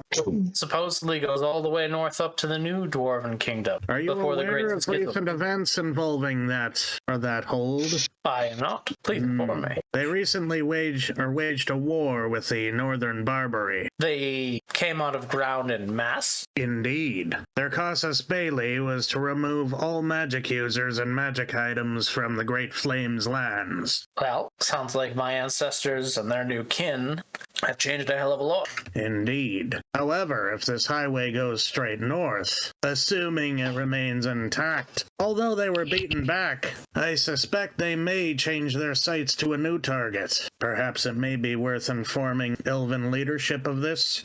We'll see if there's anything left of the road. It's thousands of years old at this point. Any idea what crafted it? Oh, well, if he had suspenders, but he's just hooking his thumbs underneath his jacket, and it's my ancestors. Fair enough. And some heavy equipment. Oh? You mean pickaxes? Well, no, steam engine, magically infused, that sort of thing. Interesting. That's plausible. They also used to tame great acid worms to help dig out tunnels. Interesting. Alas, the earth is not my domain. The seas be that. Aye, and that is why we have Shayla. Indeed. So we are to find this, prospect, and then report. Aye. I believe What should we expect from this city? Hard to say, but if it's a giant tunnel, I'm sure there's some nasties that have moved in. Kirio scoped it out and mentioned that there are definitely some signs of acid worms still around, so a couple of those small things. Probably nothing too dangerous. Interesting. Will the city have been abandoned, or is it still occupied? History says schism happened and they all left. Should be abandoned, but for all you know, there's a couple mountain dwarf hermits that still live in there in a small conclave. I wouldn't know. My family was exiled hundreds of years ago. I see. Pray tell, what for? As my granddad would say, ain't none of your goddamn business, son. Just keep it to yourself. It wasn't our fault. Fair enough. I feel like be a follow-up of, just shut up, you bald tucker. Yeah, he looks back at Curio, gives a snide look, and says, anyway, a deal? And I know we're trading information, but I'm not about going to let the pay go. The information is yours, but your two friends, Curio and Shayla, will be paid. You okay with that, Sea Runner? Aye, that should be fine. Assuming me two crew here are okay with that as well. What say you? 200 platinum each year. 200 platinum. I'm Can't argue with that. here. Well, I feel as though it would be rude for me to renegotiate the terms of this agreement at this juncture, so I will rely upon Liam's expert ability at such. So no, I will not be. By the way, you'll be doing me a favor. Other than the highborns here, no one uses platinum. I can't get an exchange. So you'll probably have to go somewhere like the Bound 8 or the Rose Empire to get any money. Full disclosure. I look to Yuka. What say you? I already said I have no arguments. Let's get this adventure started. Aye, well, it sounds like 200 platinum each is what they're settling for. I do have a question for Garland. Aye, tall man. Do you fancy yourself adept at information gathering? It depends. What do you have in mind? Well, there are 5 entities in which I wish to seek out. Go on. I can only give you their names in a short description, if that makes sense. But if you hear any rumors pointing us in their direction, if you could pass that along, I'd make it worth your while. Pass it on to who? To me. Oh, sorry, I misunderstood. Go on. Who The are first these entities? entity that I desire to, we'll say, eliminate. I'm not an assassin, tall man. You're not going to be killing it. You just need to tell me if you find one, or if you hear about one that might be this. Okay, listening. If you hear anything about a creature known as a greater death dragon, tell me. If you hear any information about a being known as a mummy lord or a lesser mummy lord. Hang on. A drag. Greater death dragon to be specific, not to be confused with any other dragon. Fucking mad. There's only one dragon I know about, and he's in the Great Sands. And I don't think he's a death dragon. Well, mind you that these are simply legends, but I like to look up legends. I mean, Right, if I buy a child's book, I should have had it to you. So you said something about a mummy. What the hell's a mummy? Is it mum? Do they not have a concept of a preserved corpse in this realm that tends to walk around? Give me an insight check. DC 12. Nah, they use the mass graves as fertilizer for trees. Well, he's from a different place. Oh, he's fucking with you. So greater mummy? Yeah. Okay. What was the third, just fourth, fifth? Mummy lord or lesser mummy lord. Oh. The third creature I'm interested in is something known as a night walker. Okay, that's one you're going to need to explain to me. Just imagine shadowy, scary. These are all things you should never actually come anywhere near, mind you. Just if you hear any rumors, let me know. So far, 3 out of 5. Child's book. The other 2? All right, so this one I actually want to translate a little bit. Does your setting have giants? Because I don't think we've ever encountered a giant. I have left them completely devoid or out. I'm just going to say no. I actually just don't think there is any. Okay. Is there a setting equivalence, or is there just non-existence? I just think non-existence. You have like taller folk. Okay, then that's the end of the list. Okay, so we'll just say you said 3. Yeah, and I'll. Do you want me to roll a religion check? I think it would be just to see if I know enough information about these things. 'Cause I think they're all technically undead creatures. Well, what information are you seeking? Well, I just want to tell him, approximate height, build, and appearance, and rough capabilities that I would know from, my profession. I think you've given enough that the idea is pretty sound. Okay. But he relays to you that these are myth and legend to him, except for the dragon, which he's only ever heard of one, and he's only ever heard of one other dragon who is now dead. So he's assuming that Greater Death Dragon is that dragon. Okay. I can assure you that at least one of those things we've encountered before. So just because it's considered myth or legend doesn't necessarily mean it doesn't exist. Then say it did, but just honest to you, I don't have a damn clue. You mentioned a dragon in the southern sands. Arrogant bronze bastard. I thought it was silver. It's crystal. Yeah, it's crystal. it. Is that why the desert was turned to crystal? Gotcha. So you say crystal dragon, Andrew? The one we met before. Yeah, you described that one. You've seen it. And he says, aye, that's him. That bastard killed one of my crew. I feel obligated to give him what for, but I don't think I'm ready to take him down yet. That situation His was mouth a bit... opens wide, and he says, you fought the Crystal Dragon. We didn't fight. Rather, we talked to him, went to some kind of kobold village he was guarding, helped out a little bit, and we had some infighting. Infighting. Hey, crew versus crew. Can you give me, he's going to do an insight check against you. Can you give me a deception check? You're beating a 7. It's okay, I'm not good at lying either. Just let me figure out how to do this again. You should be able to click on it. Hey, just barely. Wait, why is Liam being deceptive? Everybody around the conversation knows exactly what happens, except for the two people talking. It's so he's being deceptive in a sense that he's trying to allude away from talking about, like, he's trying to get an idea from Liam, from what he's saying, how he's acting, his body language, to determine how bad this infighting was. So the deception is more Liam trying to stay stoic and not show off any emotions that might dictate how bad this infighting was. So yeah, Gorlin, I think, gets one thing from you. There's definitely more to this story for sure that you're definitely hiding. Is it possible for me to... Detail is welcome to ask. What was that, Curious? Is it possible for me to do a little... Yeah. Even though it's going to be a flat. How many factors is that? All of them? Checked. Well, player versus player, I don't do factors because things get real bad.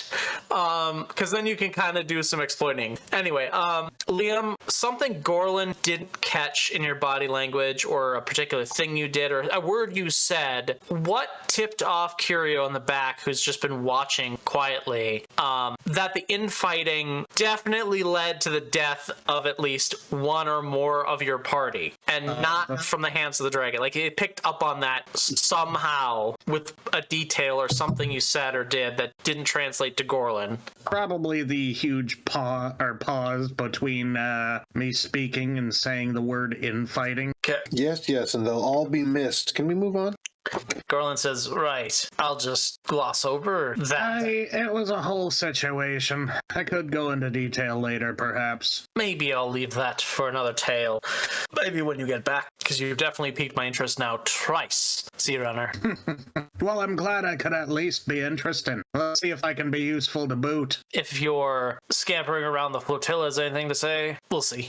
I was a gentleman long before I was a Telosian. Remember that. He waves. All right, Kirio, Shayla, it's pretty early in the morning. Y'all ready to set out? Or you want another day? I believe we've been waiting long enough. It's been long enough. Aye, what a bushy-tailed tall man over there. And grass-fed lady. You ready to go? Let's go. I've been ready to go. Chop, chop, guys. All right, I just Curio. looked over. Shayla, They look ready to go to me. the two you lead, meet me back here. Your provisions are as set. Hopefully see you in a week or so. And he Hopefully. shakes your hand, Liam, goes over to Curio, Shayla, says a couple last things, and goes back inside. So the 5 of you, it's early in the morning. Curio, you know of the entrance, or at least you believe that's what they are looking for. It was Shayla who helped you guide to where you think you should be able to find it, and you dug around a bit, and you were able to find what you believe is what they're looking for. You didn't go too far inside because that's dangerous shit to do by yourself. I've at least kept notes of the direction and path that I've actually went, so... Yeah, your motherfucker probably has some sketches of some very specific trees and formations. Yep. Yeah, so you all head out. Where the fuck did Roll20 go? There it is. Out the door. Out the door. Okay. So you all are going... Let me open up the map. Zoom in. Enhance. Damn it, Okay, it's not... go ahead. I'm gonna say her joke. Zoom in, enhance, shit, resolution is fucked. Yes. So you all are traveling. It's this one. 80 miles to the west through what could be half rough terrain. So unless you do any magic, it's going to take you... We're like in the foothills of the mountains there. Yeah. So if we consider rough terrain double movement, then we're basically moving 120 miles for simple maths. Yeah, in natural paths, which is what you have, its normal pace is 2 miles per hour. So that would be what? I can't do math. 8 divided by 2. That's 40 hours. Divided by 8. It's 5 days, exactly. He said, see you in about a week? Okay. I mean, I just figured out that math now. He probably would have said a couple weeks then. I would have done that math ahead. Well, I mean, do we have any other means of conveyance? Oh, yeah. We do? Oh, yeah, we do. Quite dramatically. We do, but we were told not to use them. We weren't? Or we were? Yeah, when we first entered the Elven, what was it? It was a confederation, that's right. We're not allowed to teleport? Nope. What about fly? Nope. Gay. The wards here are a bit of a problem. What about druidic magic? I was gonna say we can't use Longstrider? Fuck. You can use Longstrider. It's if you start, like, what was that, gaseous form or something like that, where you guys were traveling, like, across the damn planet in a short amount of time? Yeah, that was fun. No. You can't do that. You can't fly, you can't teleport, but you can run magically fast through the forest. So what does Longstrider do, and how many can you target with it? It increases your move speed. You touch here, let me share that. Share that thing. You can touch a creature. The target's speed increases by 10 feet until the spell ends. So that's Longstrider. But Windwalk is the one where we turn into farts, and then I can manipulate up to 10 willing creatures, and each creature has a flying speed of 300 and a resistance to damage from non-magical weapons. Yeah, you can't use that one, but you could cast this at level 5. Is there some sort of mount or creature that we could enlist the assistance of? Yeah, in the Okerseps, there's actually basically a very shaggy horse that is, I don't want to use the word designed, but bred to basically do off-road travel. Because we could combine Longstrider with a more adept mount for the journey as well, and then that would be even better. Yeah, if you cast it at level 5, Lydia, you'll get everyone, or the horse, or whatever it ends up being. And if you did by foot, I'd say that you can knock off 2 days of travel. If you get a mount that's specifically designed for this area, you can get there in 1 day if you push it, or 2 days if you don't. I guess my vote is to not abuse the mounts, just to let y'all know. But don't you want to? I thought you liked animals. Aren't you a druid? I do like animals, but we're not abusing them. We can ride animals. We're not pushing them beyond their limits. No, that's not my recommendation. Just only that we use some beasts of burden. So you can purchase for 1 week 10 gold for one of these horses to rent it, or 75 gold to buy it. Oh, 75 gold to buy it and then set it free at the end of the mission. You can definitely do that. You can make it a goal. You can make a goal right now. Congratulations, you are about to release a domesticated creature into the untamed wilds. I was gonna say, do you actually say that out loud? He said it was a native creature. Yes, but he did say it was a native creature. It's like used to the terrain. My huskies are native to this place. It doesn't mean setting them free in the wilds is such a good idea. Okay, listen, if the feral horses in North America can survive, even though they're from European stock, I think that these guys could make it. I'm just saying. Right. But anyway, you can make a goal, and you can do it. I would actually comment of just, these are domesticated, they were taken care of, they were fed, and they had the care. Letting them go is like letting a child go out in the woods. They might live, who knows? That's how I was raised. Such is a circle of life. Some random passerby. Raised by wolves. I will be renting an animal and requesting a casting of Longstrider on it. Okay, so you're gonna rent it for 1 week for 10? Yeah, if we're able to make it in 2 days by combining the animal and the spell, then we should be back in 4. So we should have days to spare. You have no idea how long we're going to spend traversing that highway. I do have a question. Yeah, the highway's underground. How well do these animals work underground? Probably not well. If it's a big enough path to get down to the highway, I suppose it'd be fine. They're probably just pissed off that they're underground, probably freak out. There's people in the party who have a check that they can roll to figure this out. To figure what out? If the horses are going to lose their mind if they go through tunnels? Druid, animal handling. Don't roll animal handling, Druid. Or maybe knowledge nature. Handling is better than mine. Oh wait, no, never mind. I have an 11. Welcome to Green Canyon. Is it animal handling or nature? What do you want? I want a druid. Okay, what for? I want him to turn into a horse so that I can use him as a beast of burden. What? Yes. Why don't you just give the beast a bird? Okay, so maybe you didn't have advantage, but it's fine. 12 is actually 12 is enough because you're local and Shayla is local too. These horses will fucking lose their shit if they're underground for too long. They need the sky. We simply buy them for the journey out there, and then once we get there, slap them on the ass and tell them to go home. Hear me out. Hear me out. I have conjure animals. Are there any rideable animals that what's the duration of I could summon? It only lasts for an hour. Yeah, continue this. 10 minutes. We can try. Also, is that a spell you're allowed to cast here? I mean, alternative, we just have a barbecue when we get there. No, we're not. Oh my god. We're not spending 70 gold on trail rations. You haven't. Have you?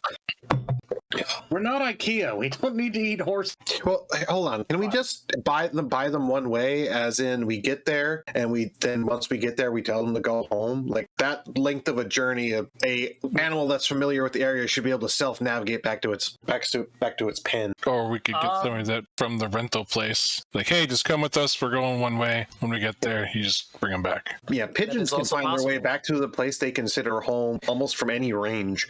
Right. So I would say that these animals definitely have that capability, but this renter doesn't want you doing that. Now, they can go with you. They can send 2 stable boys with you to corral the horses and bring them back. I suppose we could do that too. That will keep it down to just a 2-day journey there. Cool. Then they only ask for 8. Total or each? Probably each. Actually, total. 8 total. You tell them, because they're not unfamiliar with the Longstrider, you tell them, hey, we're planning on doing this, and Shayla would bring this up because Shayla's familiar that the horses get used this way often. I'm like, oh yeah, that means it's basically just a day there, and then they walk back. So they're really paying the stable boys like 2 silver a piece, and then they're getting like 7 gold and 6 silver out of it. That's a good deal for them. Agreed. Sound like a plan? Sure. Yep. So somebody pay for me. 8 gold. Oh, Okay, so Kirio's paying. Yeah, you're about to get 200 platinum. How do you pronounce your character's name? It's coinage we can't use, by the way. Is it Sheila? What's your name? I'm saying Shayla. It's Sheila. Sheila. Oh, I thought you said your character was... Is your character a dude or a lady? I am actually picturing it being a little more on the androgynous side. Okay. It's not entirely obvious. It's just like looking at a rock and saying, you a boy or a girl? Lad. But this is a sentient rock. It's a sentient rock. So, all right. Pirates don't have wordage for ambiguous. So is anyone willing to cast or can cast 2 1 level 5, or it would be one of the druids, because unless you have there are multiple druids. One of the druids. Oh dear Jesus! I was hoping it was just a coincidental appearance. No, Shayla LaBoo. So if you cast a level 5 and a level 2 Longstrider, then the stable boys and the horses can go out with you. Yeah. Mystery of the Druid. Yeah, between the two druids, we got enough spell slots to cast this. Do this. Yeah, I mean, Do we need I more feel comfortable casting. Okay. Sorry, I was. Are we still talking about who's going to cast the spells? Yeah, it's important. I need to know who's burning a 5th level and a 2nd level spell slot. Well, hold on. I will burn my 5th level spell slot. Do we need mounts for the stable boys, or can't they just ride with us? Like on. Oh yeah, like, they could ride with you. That's a good point. Yeah, no, these that's horses fine. could probably accommodate 2 passengers each. Also, so we probably isn't only need- Longstrider a free spell cast of the Staff of the Traveler stump? I don't know. Both of you have a Staff of the Traveler. Yeah. No, I have Staff of the Woodland. Oh, that's what it is. Yeah, is the Woodland do that? By my math, we actually only need 4 mounts, so 2 2nd-level spells would be fine. Wait, Sai, Liam, Curio, Yuka, Shayla. That's 5. Yeah, and then the two kids, but we don't all have to have our own mount. Like I can ride with Liam if need be, Okay. unless the horses are going to be slowed down too much by the added weight. You know what I mean? Like no, most I think 99.9% of my should be gear fine. is in my bag of holding, and I have the constitution of a wizard. Yeah, they should be fine. Yeah, no, Like, I think they'll be fine. I weigh less than Kirio's gear, probably. Important question: are they Western saddles or English saddles? Oh God. English. Oh God damn it! Okay. Wrong choice, Ben. It's fun. But yeah, I think we only need 4, and someone will get their own horse, and I think that'll be the pack leader. Whoever has the best animal handling that can kind of ride ahead and survey for us while we're going, because they can control their creature better. And then the rest of us will just travel behind the trail they blaze. I think, I can go ahead because me and Curio already know the way, kind of. I can just guide getting there. I like that strategy. And then we just do 4 with the stable boys with us, and then once we get there, we'll take the 4 back. Yeah, that way it'll be less horses for them to wrangle while they're traveling as well. Yeah. All right. So you guys spend 2 days getting out there. Can one of the druids who's leading, give me a survival check? 13. That's probably for the wiser. That's enough. So you guys make it there unaccosted on the 2nd day.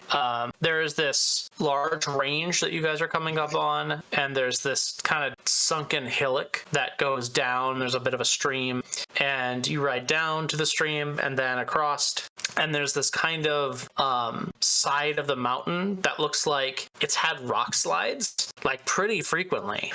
And Curio points up and says, we go up there. And it's like an hour hike up the side of this mountain. So can I ask a couple questions? Yeah. Curio, judging from his appearance, you said he's a tabaxi, but what's the clothes he's wearing / armor? What's his loadout? Like, what can I glean from just looking at him? Randomly sizes you up. Well, no, this is more of like stuff I would have been paying attention to from the moment we met them. Well, I had mentioned that I have a trench coat. You do see basically like a yeah. If there's anything that you short sword. even surmise is hidden, then obviously you don't have to tell me. But got a short You sword. do see that there is a short sword on him. There is also a crossbow that's looks a little bit fancier. Gotcha. But then you also see a bag that basically you'll see him actually seen him during the ride, helping remind Sheila of certain key locations to look out and such in his book. A book, you say? Yeah.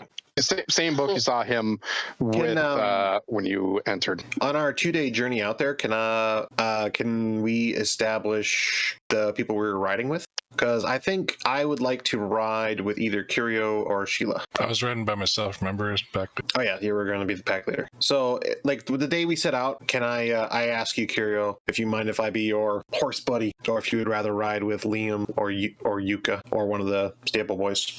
I think I'll actually be with, we actually seem a little bit scrawny, and you also said you were, yeah, I'll have to ride with you. Let you ride with me, Okay. to be precise. Over the journey, you probably are in front, I'm probably in back, for obvious reasons. Like I said, wizard constitution. And I'll ask you, Curio, you seem like a learned individual. What would you say your area of expertise is in your studies? I could say that my expertise lies in, could say, infiltration, surveillance. I know how to actually pick a few locks, so to speak, but I'm pretty good at talking to people and understanding them, or seeing things that they aren't being as forthcoming. I see. I work as a offhand investigator. Oh, an investigator. I can't say I've ever worked with one directly before, but this should be interesting. I have worked with a gentleman out of, what was that place called? Not Cradle, the city to the south of it. Aquagranum. That I believe would count as an investigator, if I'm remembering correctly, or that might be a hallucination. Anyway. The guy that helped you with the Yanago? Sure. Anyway, nice to meet you, Kirio. My specialty is magics. You say magic. Do you have any?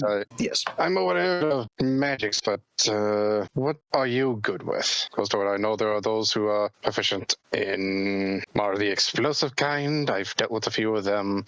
Those who actually put up illusions. Those who are good for protection. Some I like surveillance. to diversify.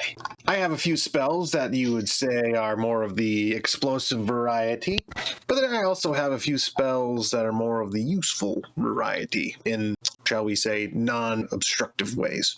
He likes to recycle. That's right. I remember the platinum saw blades. Oh, the silver saw blades. That's right. Yeah, silver coins.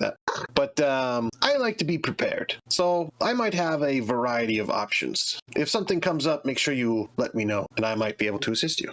And if it goes sort of something seems a bit off and you can't confirm it with your own eyes, then never let me know. Yes. Noticing Something that details might not necessarily be a skill of mine, but ascertain the nature of the magical parts of our reality, that I can do. All right, I just wanted to have a short conversation with one of the newcomers on our 2-day journey. Please resume. Sorry for the interruption. No, that's fine. So you are, like I said, all you are at the base of this mountain where you see these this pretty big rock slide area.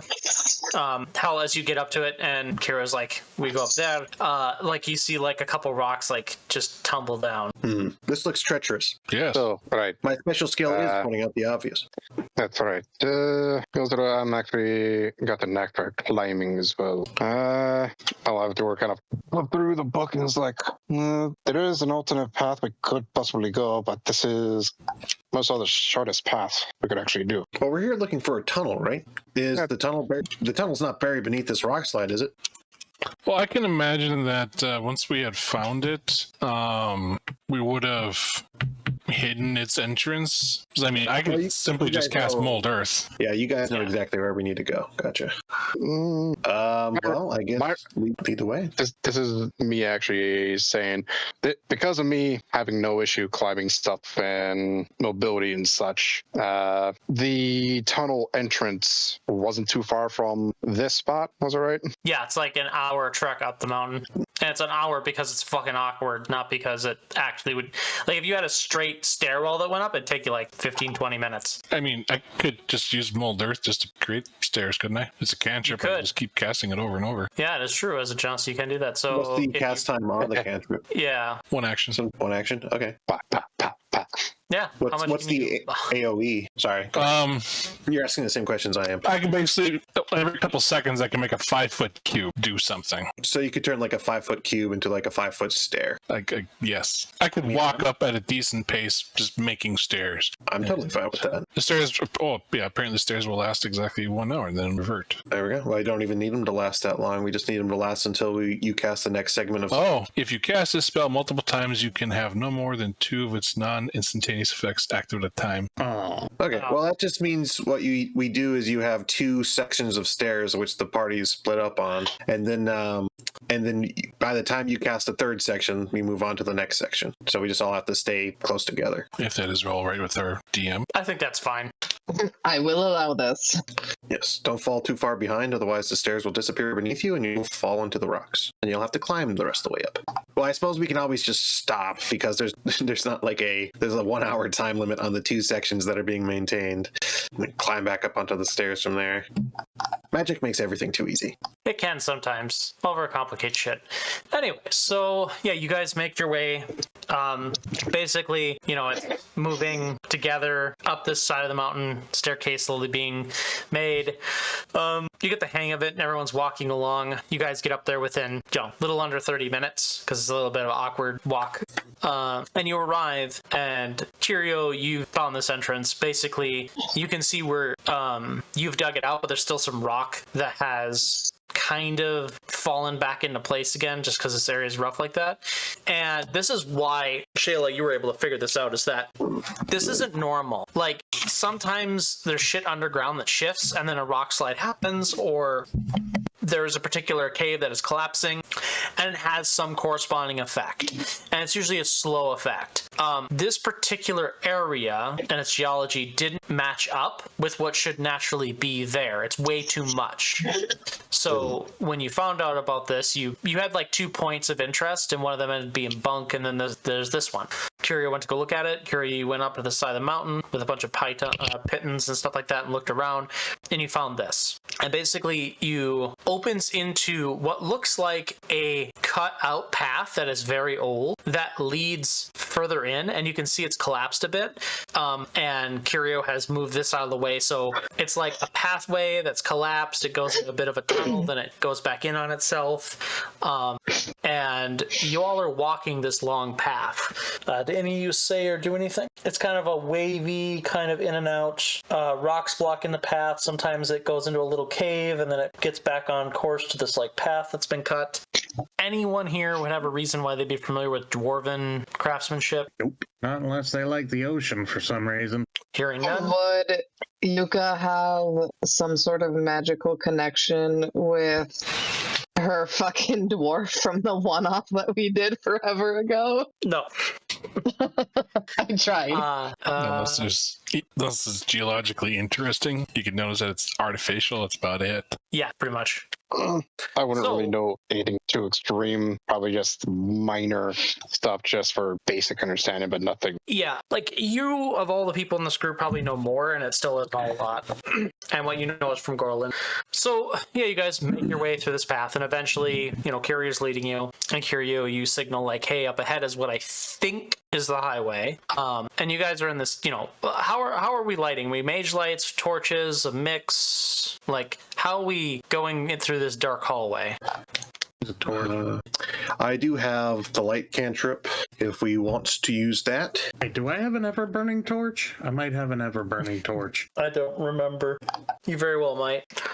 So could I just use produce flame? It's a cantrip. Yes. Yep. Okay. That works. It's not as great of light, but it still works. It's better than nothing.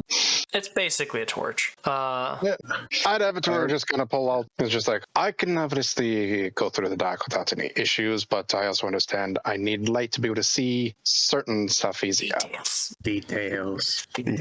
So, I may not be colorblind, but no light means I am colorblind. So would you prefer a hooded lantern that I literally pulled out of my bag, or would you want a focused lantern, holding a bullseye lantern? Well, we could use my light cantrip to light up the area near us effectively, but having someone in the lead that has a more direction-focused device for longer ranges might be beneficial. Hey, I'll bear the lantern. Your choice, and I'll hold out either one. Okay. Can't we just light the inside of the lantern to avoid wasting fuel? Yep. Take a rock, cast light on it, throw it in. Ta-da! Yeah. Right, well, whoever wants a cantrip, let me know. Combinations of things. So we maybe see torches, lanterns, lights. As we see this montage, you guys walking, like maybe it's a cutaway angle of like you guys are walking through this long passageway, but the camera's like cut away all the rocks so we can see you walking down this pathway from the side. And eventually we get a zoom in back, like shoulder shot of Curio, who like raises a lantern up over like a small like fallen pillar, and this is where he calls back, hey, this is what I think is the highway. And then we see, and we just see the camera go black, and then like we see a rock fly through the, like from the right side we see light, and then we see a rock fly through that lit doorway into this big opening. And I don't know if any of you have played Dragon Age. Origins? Been a while. I have a long time ago. I never finished. So there is a the game, dwarven highway that you later on can go to. That's kind of how my inspiration of it is. Basically, this cobblestone path that's mismatched in dirt and stone that's been ancient. You have. Oh, so you're talking like Warhammer's Underway. I don't know what that looks like. So, but large open thing. We're talking about bigger than a car tunnel. Very large. Like we're talking 120, maybe 130 foot ceiling.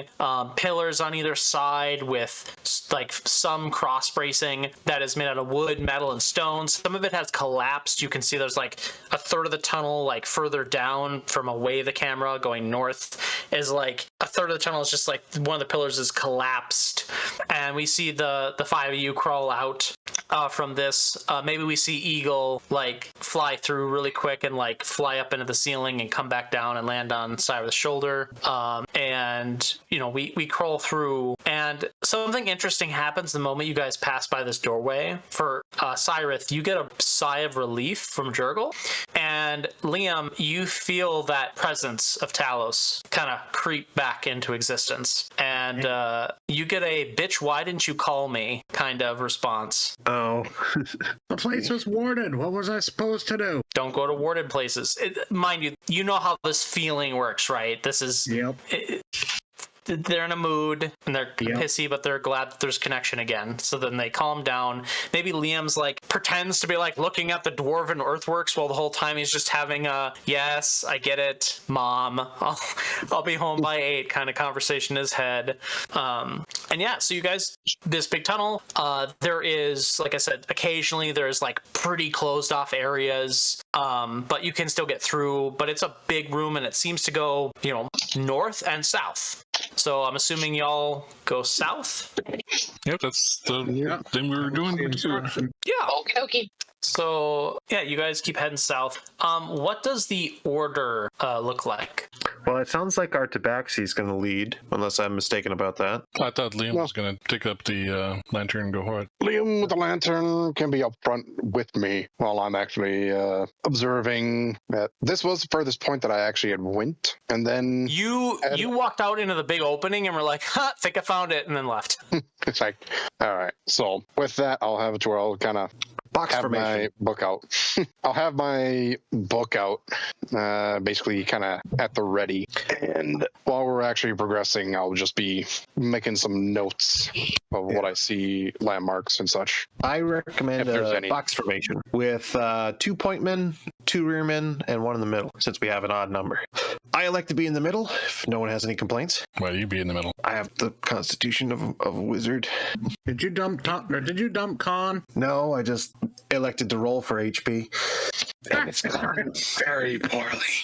Yeah, so I just kind of like puffs out his chest. All right, here's our marching order. Liam, front left. Curio, front right. Sheila, back right. Yuka, back left. And I'll be in the center, maintaining maintaining the light cantrip. Okay, do we agree with that? I shrug and take up my position. Okay, well, can we say that position again much more slowly for Beth? Front left. Liam, front left. Curio, front right. So it's a box. Yeah. And then Sheila... center. Yeah, I'm in the center. Sheila back right. Yuka back left. So Yuka's behind Liam and Sheila's behind Curio. And I'm ahead of both of them to the center. And they're to the sides of each other. Yeah. So we should all be able to see each other at all times and compensate for any attacks. I just kind of, after he does the request, though I feel it's more of an order, I just kind of look at Sheila and then look towards the other two, just like, is he normally like this? He's a little eccentric, but it's worth it. Just I forgot to put out tokens. Twitch of the year. Tokens? Yeah, give me a second. What does Lord of the Rings have to do with this? I am pretending that we're in the mines of Moria right now, by the way. Gee, I wonder. I really want there to be lots of goblins and orcs, and I really want them to be shooting arrows at us, and I really want to have to go across the bridge, and I really want that bridge to be able to collapse, and I really want their big fire demon, and I really want it. Oh wait, no, I'm the wizard. No, never. Yeah, you're the wizard. not Moria. Dead. Fucking order. Dead. As long as I get to come back later with a buff, I'll be okay As with a god? With a buff. Yeah, god buff. You get a new I don't think Gandalf the White was a god. I think he became I mean, back it as a god. depends. It depends on your interpretation. He was I think they're called Maiar, which is basically like the setting equivalent of an angel for that world. Yeah, they had mortal bodies. Oh, Yeah. They had mortal bodies, which is what died, and they had to come back. Yes. Fucking plot armor, yo. Basically. Well, we should be happy we have no halflings here. Yes, I won't have to die for any halflings, so I should be safe. It's bullshit. friggin' hungry bastards. Sorry, They have good Tony food. really is not functioning well for me at the moment. Shoot, Have you tried doing it? your character doesn't have hit points. That's what's going on. I am so crafty and dodgy, I do not need health. Oh, okay. So you die by someone breathing on you. What is your? I'm assuming you took average the whole way, right? Like full first HP and then average all the way plus con. Oh, shit. I actually had a good amount of health. That's weird. Good for Yeah, you. your sheet's empty, so that's why I was trying to figure out that's why the weird. token isn't working. Give me a moment, I'll actually bring up my thing. Here I'm like freaking out, like, why the fuck is this not working? Roll20. It's a pretty common fucking mechanic that you should be able to handle. I think it was because I had to go. I think it was because I had to go manual for entering all the stuff. I couldn't continue using the character builder. Yeah. Okay. So I think that was it. At least I had a backup on my phone. Or yeah, you'll be able to edit that in a moment. Next time I will get put on my list of things to do for the whatchamacallit, my prep, to make sure that the character tokens are set up. I actually want to probably redo these tokens. So I'm like relearning all this. Give me a second. So, has anyone looked at? I think it's called Dungeon Alchemist. I've heard of it. Isn't that like the thing? It's gotten pretty good. It's a map builder app. Yes. I think you can get it on Steam. It's like a very pretty little thing. The strength of it, yeah, you can get it on Steam. The strength of it right now seems to be that you can draw a room and just like tell it what room you want it to be, and it'll automatically fill it with props and stuff that makes sense for the room that you want. Then you also still have the ability to selectively, delete or empty out the room and then put in your own custom props as well. And it looks good. Right. Like it's good resolution, lighting works well, and they're still updating it and adding stuff. Something that I haven't messed with for a while. I had actually got Tailspire. Mm-hmm. They have an exporter tool yeah, too. I've heard of Tailspire. It's another one I was looking at. Yeah, I became a lot more interested, ironically, with Z Bashu, at least talking about it, and being one of the supporters for him, sponsors. That's it. They were partial sponsor, but no, I had fun of actually at least making a tavern in location. Took quite a bit of finagling, but it's been a while since I touched it, so a lot of the world level buildings probably tweaked and fixed. I look forward to switching over to Foundry, and because I know Foundry has a couple APIs that some of these programs actually just hook right into. So I look forward to that. I also look forward to Foundry's like campaign they're releasing. That looks like fucking fun. That like gives me old Baldur's Gate vibes. But I got all the shit set up. Sorry. It's all good. I'm just making conversation while you're working on it. But yeah, looks good. I'm probably going to pick it up and just play with it, even though I don't expect to host any games for the immediate future. But yeah, my former roommate / friend Alex was using Dungeon Alchemist, has been using Dungeon Alchemist for years. He actually designed a like in one of his campaigns, like a player home that they all got to use, and so they all got their own bedrooms and stuff, and he like customized them all to match all the characters. Okay, so there's a point where all of you have to basically, like, it's mostly collapsed. Like, both pillars have fallen, and you have to like climb up over it. A combination of the Genasi and Kirio's gear, as well as some prestidigitation. You guys are able to make your way up and over relatively safely, and then you continue on your way. I'm back. Welcome back. You shaved while you were guffing around with Roll20. You everyone here roll me a nature check. Roger. Are we still supposed to be seeing the overmap? Yes. Okay. That will change shortly. You're not allowed to roll with people. True, That's what I mean. Yuka can't freaking nature as a druid, God's and Leo can't religion as a cleric. I'm so sick of this shit. It's so frustrating. You're sick of this shit.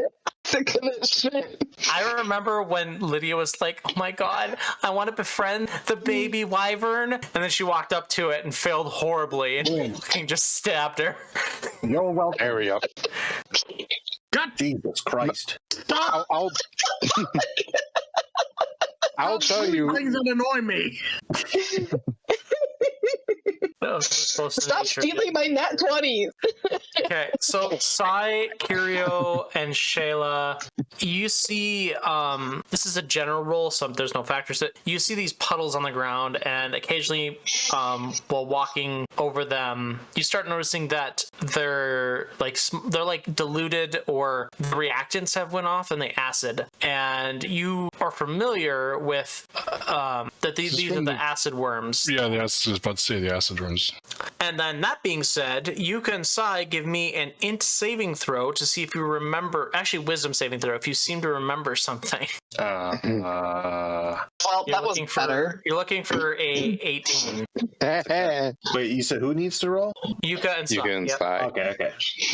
You all remember you fought something that was an acid worm a long time ago. Wait a minute. I think I remember being there. Oh, Liam, I guess you would have been too. Well, Liam, you could roll too. But he didn't. But he didn't recognize those acid worms. Oh yeah, he didn't recognize the thing. That's why I didn't make you roll. Anyway. Oh, okay. I remember the encounter roughly, but I don't remember anything else. Yeah, and you remember that these things can actually heal from those pools of acid, and the one you fought was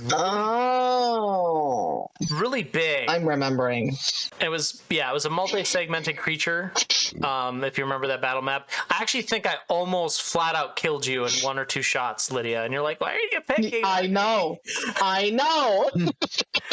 was mad as fuck. I think Franco, like, why are you picking on Lydia so hard? Just something like that. I can't remember. Only you can prevent dungeon fires. Kill the wizard first. Right. Do not target the wizard at all. He is very squishy. Okay. So I am an expert at decreasing my aggro.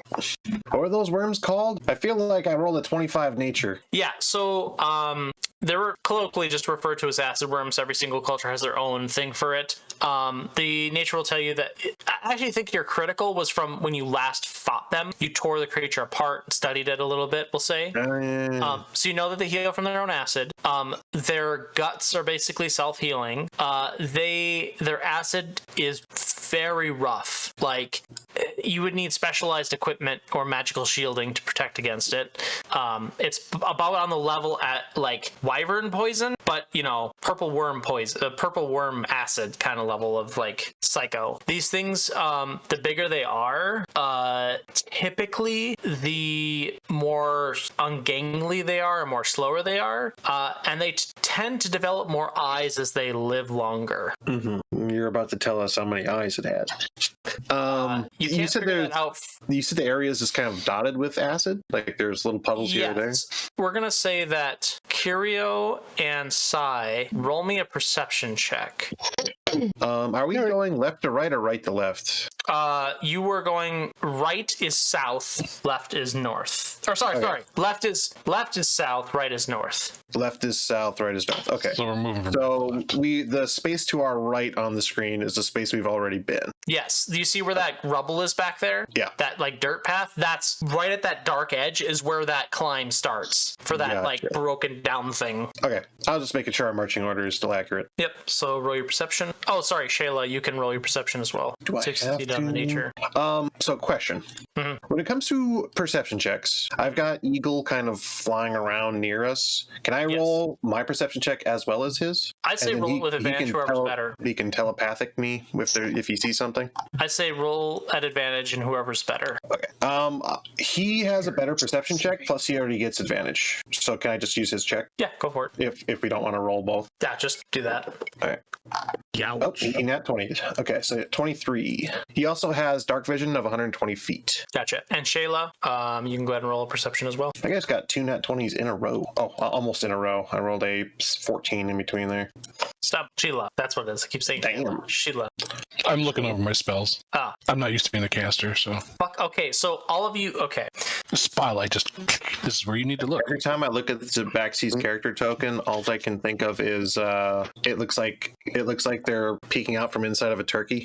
Oh yeah, that's the Roll20 default token when it doesn't know what to do. Apparently that didn't get. I'll remake the tokens, but anyway. So you see a lot of this acid around. Like in places where the stones have cracks, you actually notice that the slight hueish green to the dirt is dried acid, and you see that basically where it's able to pool, it has pooled. There's a lot of it around, and you see it on the walls, and like it's brushing up against both sides of the walls. And you all everyone starts hearing a rumbling. What's the average length of a worm if it's 50 feet in diameter? 150 feet. I think we should leave. Rumbling is getting louder. Put my book away. I'm gonna have hand on sword and be like looking for a crevice or whatnot it would actually fit in. The wall over here is starting to crumble and crack. Ben, do we know which direction this rumbling is coming from? Is it coming from behind us or in front south. of us? He just Okay, so in front of us. Yeah, so you start seeing this wall over here crumble and crack. I draw my cutlass. Right. Guess trouble found us. You have. Does anyone want to? What's the word? Use their action. Prepare an attack? Reaction to prepare an attack or an action. All right. I'm considering spike growth. Go. I want to prepare a spell. We'll start one at a time. So we'll do Stump, then Sai, then Yuka. Yeah. Okay. Well, I have an option. I keep prepared a little spell by the name of Wall of Force. And one of the options of Wall of Force is creating a sphere. You just want to create a hamster ball? Well, it can't move, but I could create a sphere around us. And theoretically, the Wall of Force is basically indestructible unless this thing is packing a disintegration ray. But the only downside is once we're in there, we're in there. So it's kind of like we just kind of have to stay put until it's safe to reemerge. You could dismiss it as a free action. Does this hamster ball move? Nope. Nope. It I is. was gonna say, it just picks us up and swallows us. You do not pass go. You do not collect 200 gold. Yeah, it's a concentration spell. It lasts up to 10 minutes. So we have up to 10 minutes to identify our options if need be. Once I encase us. All right, well, I would like to cast Spike Growth down the hallway. I got a 150-foot range. It's a 20-foot radius centered on a point. Within that range, I concentrate, lasts up to 10 minutes. It creates a bunch of spikes in that, and every 5 feet of movement through it causes 2d4 piercing damage. What was the radius? So 20 feet, almost the entire width of the tunnel. So is it a line or is it a square? It's a radius, so circle. Okay, well, I can do a square. Well, I want a circle. There's a square. It's 20-foot radius from a point. I don't know how to do that. I nicked my hand at there we work go. today. Yeah, so basically, the entire hallway. I was going to unplug the machine, and as I drew my hand back, I grazed one of the bolts that was holding the protective cage on the light. Yeah, so basically, no matter how big it is, if it's going to come towards us, it's going to take continuous damage as it's moving over it. Okay. This is how big the area effect would be for my spell. So if you want to be covered, you'd have to gather around. Okay, so everyone, do you have the ability to move your tokens around or not? Yes. Okay. Pew. So Sai yelled at them, looking around. And then who else is casting? Yuka? I've decided against it because the spell I wanted to use is way too big for this area. It's a 60-foot diameter, and I don't feel like killing everybody today. Well, what you could do is prepare 60 like foot. a spell shot, or like once I see something, I'll fire off this. You know what? Fair enough. Let's prepare a moonbeam. Okay. You Can say I it was prepare a moonbeam? And then 60-foot Liam diameter? and Curio. If you're going from 60-foot here- diameter. Yeah. What is Diameter. You go, diameter wait. is all across. Radius Yeah. is like this. If you can see my There you arrow. go. It is in the chat for your reading pleasure. 60-foot radius. Excuse me. That's even worse. That It's a Huge. big area. 60-foot diameter is a fireball. That's it. Yeah. everyone can step back. No. You could also just target further away. I was going to say I'll wait to use my Wall of Force spell to let everyone else use their actions first. Because if I use Wall of Force and I encapsulate you in Wall of Force, that will end your line of effect to your target location. So, Sai, your reaction could be after everyone's made an action. I cast. I'll wait to use Wall of Force until everyone is within range of me and before the enemy hits us. If I think we're going to get hit. If I don't think we're going to get hit, then I won't bother to use it. So yeah, Yuka, you can cast it like being shown on the screen there. Do you want to do that? Who here is exclusively melee? Anybody? You see me just literally go hand on sword and then hand on crossbow. It's just like Your spell's an instantaneous spell. As soon as you cast it, it's already done. No, good point. Also, my spell would be more of a problem in that regard. Okay, fair enough. So I will prepare Sunburst upon sight of the enemy. But I pray to God as an enemy. I swear to God, if it's a nice guy, I'm gonna fucking cry. Yeah, it's gonna be a whole vault of children. The kittens. A whole room full of orphans. It's a bunch of orphans. Bills on the floor. They're all gonna be like, Cast Sunbeam. The mobile subterranean orphan. Yeah. It's taking dwarven children. So, Curio, what is going to be your reaction used for? I'll actually pull out my sword, and everyone at least get a nice little glimpse. It has a nice, almost kind of metallic, semi-chromatic sheen to it. But in one hand, I'll have that ready, but in the other hand, I'll have my crossbow at the ready. Just getting ready for whatever comes. Okay, and Liam. I suppose I'll prepare a crossbow. Oh, I don't have a hand crossbow. I'll just draw my sword and be ready. Do you not have a Sacred Flame or Guiding Bolt or something? Oh, I do have Guiding Bolt. That's right. So Liam should go first, and then everyone else. Oh, it's not prepared. Oh. Okay. Yeah. So from the wall over here, I am going to throw an image. Can I just copy this? Giant purple dick. Not yet. Here, I'll throw it in the nerds chat and Discord. We can do that. That makes sense. If my Discord would work. There we go. Oh, it's a quitter. Nerds chat. I don't see it. I'm going to go to the bathroom real quick, so I'll be right back. Hover over the nerds and then click the open chat bubble icon. Oh, when did they add that? For a while ago. Neat. Yeah, so it bursts from the wall, and From the Liam wall. and Curio, what was your attacks? I believe Andrew just said he'll be right back. Right, he did. I'll be doing Sacred Flame. No, that was Dump who said he'd be right back. Oh. Okay. Sacred Flame. His dex save is probably bad, Yeah, let's go ahead. just by the nature of what kind of creature it is. I think I give it away. So, He meets, so he succeeds. So when it actually bursts through. yes. Oh wait, no. This will actually be considered a reaction. So yeah, it'll just be a regular shot. So. Okay, and then Yuka will go, and then Sheila will go. And then... That first. Nope, that would no doubt be a miss. What did I miss? Do you have a I hit +1 for any reason? I could have been actually doing my Sneak attack does apply. Does the creature know he's here? This is a it might be flat-footed. We're doing this as a reaction, so I couldn't have done my steady aim. Oh. Well, does the creature know he's here? Because if the creature doesn't know he's being targeted by an attack, he'd be flat-footed, wouldn't he? Not the same set, but yes. I can't remember what's what anymore. So the rogue can get sneak attack. They gain advantage if they meet the sneak attack criteria, I think. And I think if I have advantage, I can actually. That's when you roll sneak attack. Okay. I think you would have advantage. Cool. So we actually want to do that. There's a 9 piercing, and I'll add on the sneak attack. Okay. Cat. Man. Go away. 1132252. Okay, so 20. Yeah, it's simple. And Andrew, yours was the Saber Suck spell, right? Yeah. I think so. Favorite flame? Yes. Okay, so that's negative 29.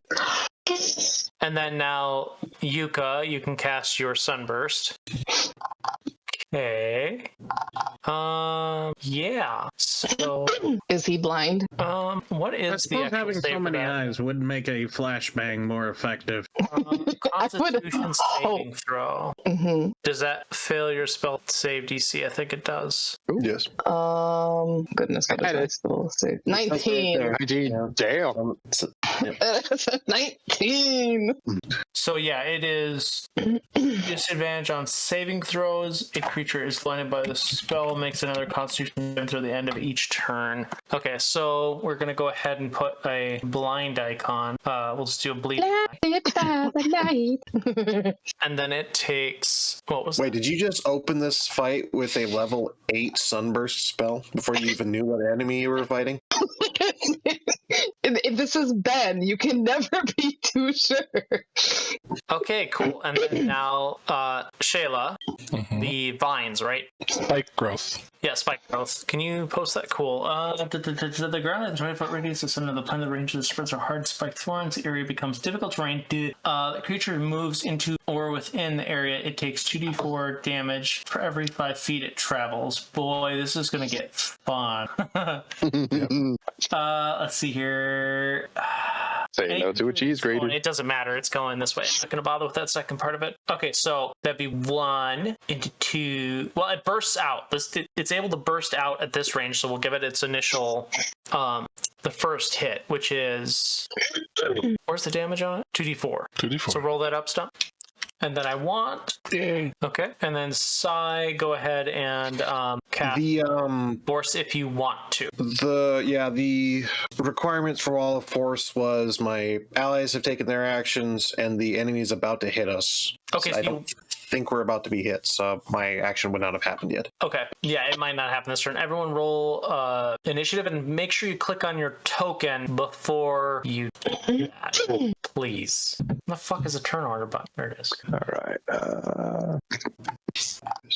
I rolled good. I have terrible initiative, but if I keep rolling good, it won't matter. It's better to be lucky than good. That's the theory. Yeah, and I rolled a fucking 3. 9. Okay, has everyone rolled? Yeah, I rolled. So, okay, so sorting, other way. So, Sai, that was the free turn, and it was caught off guard. So now it's Sai's turn. Yeah, it looks like I will not be needing to cast my ready to action. So, there it is. In that case, this creature, did we figure out any, elemental weaknesses it might have? I'd say you got a nat 20, right? Yes. I'm saying the one thing you would know is that it's resistant to fire. Yeah, and it's got really tough skin, and you're pretty sure that it's resistant to its own acid and probably poison. Yeah. And probably immune. Beyond that, no. All right. It is rather big. I think what I'll do is I'll aim for its head, and we'll go big. I'll hit it with a disintegrate. Very nice. And see if we can just end this on the first turn. What's that in chat? Spell save DC 18. I believe that is correct. What's the thing it's rolling against? It's going to be rolling a Dex throw. Yeah, Dex saving throw. Considering I had a +1, it saves. I believe nothing happens on a successful save. Really? Sure, it's a failed save. If this damage reduced the target's zero. Oh, on a failed save, never mind. You got a 10d6 plus 40 damage. Okay, you do that. Roll that. Wait, why does it say? Where's it? If it fails. Yeah, on a failed save. Yeah, that's right. On a successful save, yeah, it's successfully saved, so it doesn't say anything. Manages to avoid it. Wow. Okay, green so ray. To rile in this combat encounter, right? Y'all were walking down different types of lights everywhere, and then there's the rumble, and then you all quickly communicate what needs to happen. And the moment you get done with that, Sai holds his hands up in the center of the square, and then all of you are casting or ready to do something, and this thing blows out from the side wall and clashes down. There's this big blinding light as Yuka's calling it. Everyone closes their eyes. There is an arrow that gets shot out, nails it right in the side of the temple, whatever that would be on a giant worm, and and we see Andrew's Sacred Flame like go up and like roll off the top of its head, and then we see the ground like rush up with these stone spikes. Calling it stone because you're stone, and then like It's called dig into spike this growth creature. for stones, yes. So it slams down onto these spikes and it roars out, and then it like wrenches to one side, seeing that the spikes are cutting into it, and then as it like does that wrenching motion, Sai like casts out this beam that just goes straight up over it and like maybe cuts off, like we see it zoom in on like cutting off a thing of hair or something, like small fronds of hair, maybe one of its bones on top of it. Inconsequential spike growths on it. Yeah. All right, Liam, your turn. Yeah, my only question is, does a dex save count as a ability check that requires sight? I don't think it necessarily would, but yeah. Oh, you're arguing because it would be blind? It would be blind, but I was thinking like maybe it would have some sort of penalty, but I don't think that's how this game works. Even at disadvantage, the 2 rolls there. Well, I'm just thinking it doesn't even say it would. 100 feet dark vision and a 300-foot tremor sense, so... Yeah, well, it could detect us, but it can't detect a magical ray flying through the air. Yeah. But I would have been like, you know what? I think it has disadvantage, but I rolled a 19 and a 20. Them numbers. Yeah, I would have been happy to grant that to you, by the way. I think that's reasonable, but yeah, I rolled 19 and 20. Fair enough. All right. That's Liam. why it's a favorite. That's why they call it Save or Suck. Yeah. I'm thinking. I mean, it was a good spell. I mean, the fact that I rolled, I had a 2, what was 18, 19, and 20, are the only things I could roll to pass that. 17. Yeah, 17 higher, so pretty big. This Constitution save is probably great. That's a fair assumption. Yuka, your turn is coming up next. Okay. Both of these require a con save. That's unfortunate. Oops. Nope, that wasn't it. I misclicked. You miscasted. I'm assuming that's not the just you wanted to do. Roll something that requires a spell attack. It has disadvantage right now, or we have advantage on attacks against it because it's blinded. Right? I didn't misread that. Attack rolls against the creature have advantage, and it has disadvantage. Ooh, disadvantage on saving throws. No, not on saving throws. It just specifically says ability checks that requires sight. It will automatically fail, but then it doesn't say anything about saving throws, and it just says attack rolls have advantage, and the creatures that's blinded, attack rolls have disadvantage. Okay. While it's blinded. I think I'll cast Sunbeam. But you did point out that it has like tremor sense and stuff. So as long as its primary sight isn't actual visual sight, which is probably the only version of its vision that's been deprived, it's up to you to the end. Yeah, I would. It's up to you for the exact interpretation of how effective the blindness is. It definitely has affected a lot of some of its stuff, but not all of it.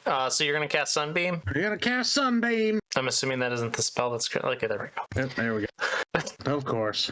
That takes 9 radiant damage. You've rolled 2 saving throws. Well, 3 saving throws. And your second and your third one happened 19, 20, and 19 and 19.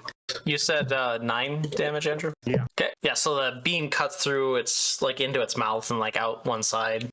All right. And is Sunbeam a moonbeam thing, or is it its own thing? Sunbeam is concentration, but I can cast it each round for a 5 foot wide, 60 foot long. Each creature in the line must make a con save. So it is one creature.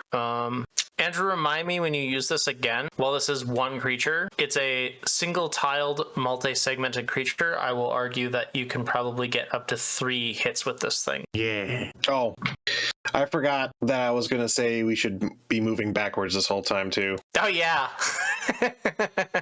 I forgot that we were in actual initiative. Because, yeah. Not going to really matter because it goes in the middle of our initiative. Well, 3 of us would have been able to move 30 feet back, which would have put us out of its range. Liam, you still have a bonus action, movement, a bonus action, and a movement action. Remember, you can travel through friendly squares as long as you don't end there. Am I friendly? No. If we split up, we can't do the little hamster ball of force. Yeah, but we can't do that anyway because that was just a ready action, and I would have to be my turn. It would have to be my turn for me to cast a spell now. I'm having control problems here. Give me a moment. Where would you like to go, Andrew? I can move you. I don't even know how to do that. How to do what? Just I figured it out. Okay, there you go. All right, got a bonus action you want to throw? Nah. Okay, Yuka, your turn. How mad would you be if I chose to cast Conjure Animals at 7th level? Maximum rage. If you're going to summon about 80 fucking 1/4 flying sex snakes, yeah, I'm gonna say no. I'm gonna say you get a swarm. I'm handling one token. Can I do something like a tiger or a wolf or something and do like 6 of them? So, you said 7th level, right? So 3 times. Yes, 7th level. So a challenge rating 2 creature is what I'm thinking you're talking about. Challenge rating 1 would be the tiger or the wolf. So Actually, the wolf is still challenge rating 1/4. Shit. Okay, originally I wanted to do axe beaks, but since you said axe beaks would be offensive, I'm okay with doing 6 tigers. What are tigers? Tigers are CR1. Okay, and it's one beast of challenge rating 2 or lower, or 2 beasts of challenge rating 1. So 2 times 3 would be 6.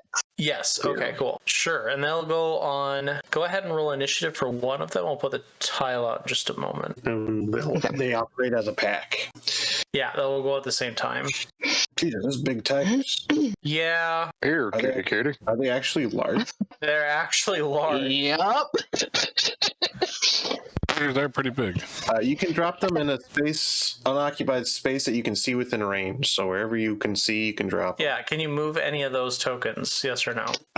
In the prickles on the Several minutes Peter would here. be I need pissed. to Sorry, what? adjust my screens here What'd you say, Shoot? and bring everything out. saying it as a joke. Bringing out the kitties. You don't want them to go into that spike growth. It'll hurt their paws, and Peter will go after you. I'm not the one casting the spell. She's this serial killer who wants to throw hundreds of animals to their certain death against this murder worm. But I also wanted to free my fucking riding horse, so there's that. Could have summoned 80 riding horses. I could have. wants to I was feed debating the worm. war horses too. But She wants to feed the worm until it's too full to kill us. Oh, that's yes, super I can nice control that the you rolled tigers. Exact same initiative for fucking the tigers. Okay, so where do you want them? I just put them out on the field as is. Honestly, I think they're okay right there. Wait, question. Okay. How come she's going now and not earlier? Because if she's got 21 initiative, she should have gone first. So yeah, that is weird. I feel like because I got I sort of like a 18 or a 13 initiative for Yuka, and then when I rolled for the tigers, it rolled the tigers at 21. Okay, so hang on, did it- your initiative just changed on accident. So I think it updated my initiative too when I rolled for the tigers. Oh yeah, it Yeah, did. she Hang had on, let me 13 let me fix that. originally. Okay. Yeah, Let's okay, go that'd be ahead and why. restart that. So the tigers could go first. Well, I think the tigers act on her round when they're summoned, don't they? Or they wait till... What's the spell say? They have their own turns. They obey verbal commands. No Okay, so action they'll is go- required by you, So they'll go on 21. but you can issue commands. Okay. Otherwise, they defend themselves. Okay, so So tigers get to go the next turn. they get to go right before Sai. So they'll go at the top of the round. Yep. So you want the tigers where they're at? Yes, the tigers where they're at should be perfectly fine. Okay. So you still have a bonus action and movement. I would strongly suggest that with how leveled your characters are, that when you all get some time, you should make a quick list of all the actions, all the bonus actions you can do, because a lot of people forget. What bonus actions are available for a level 1 character? There are very few. That's how many I have access to. Bonus action, cry. Oh wait, no, that's a free action. Act like a bitch. Wizard doesn't get much for bonus actions. I mean, Whatever some spells, Yeah. there's like 2. Okay. So Yuka, do you have a bonus action? And even then, they usually have the caveat of not being able to. Not that I want to use. Can you shapeshift as a bonus action? Can you circle the moon? I could, however, I do believe that loses concentration. Oh, No, it does not. Yeah, it's pretty sure as if you watch, Are you sure? You should be able to maintain concentration. What spell was it that you're? It's just Talking about- it's whether or not they can maintain It's not a spell. concentration while they're shapeshift, and I believe they can.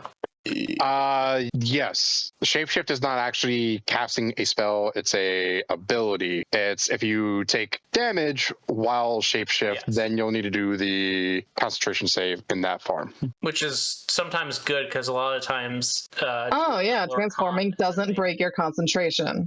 Yeah, you can maintain a concentration spell while shaped. Yep. Yay, I'm rusty as hell, but I didn't even remembered that.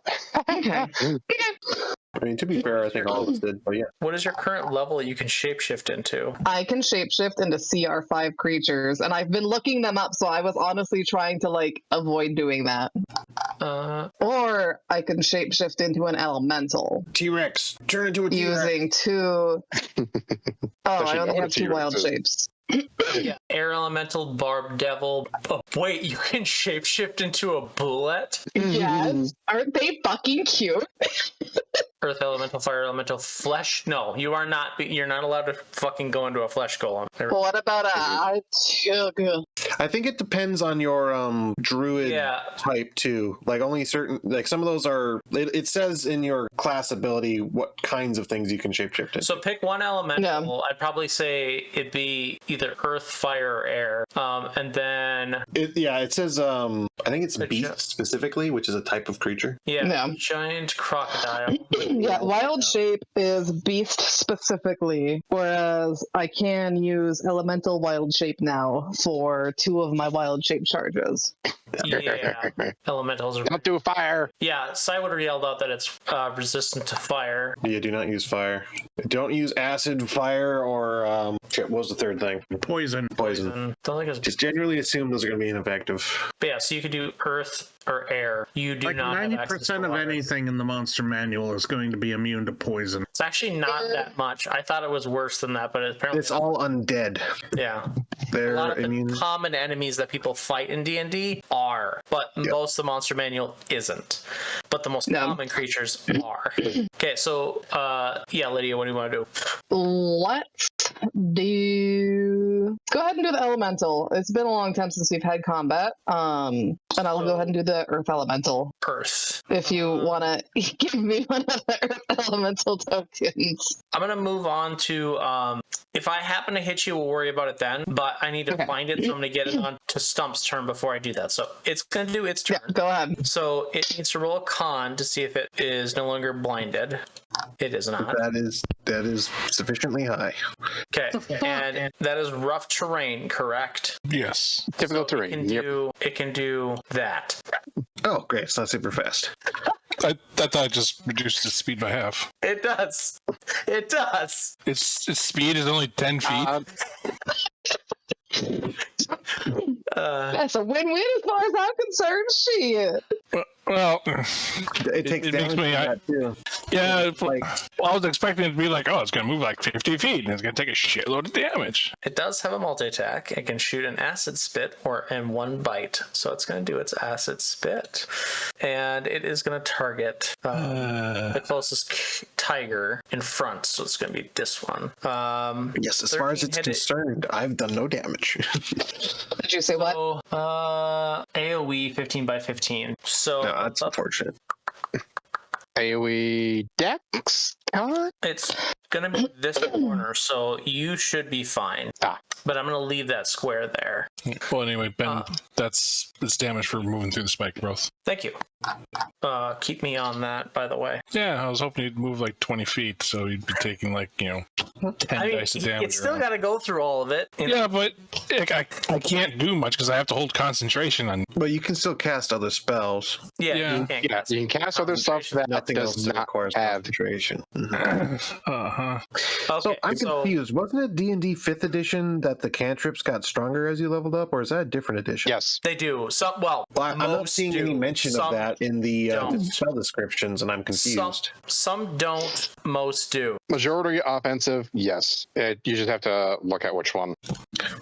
Anyway, have you tried abracadabra? Use the spell that have concentration as a spell component. This hits the tiger.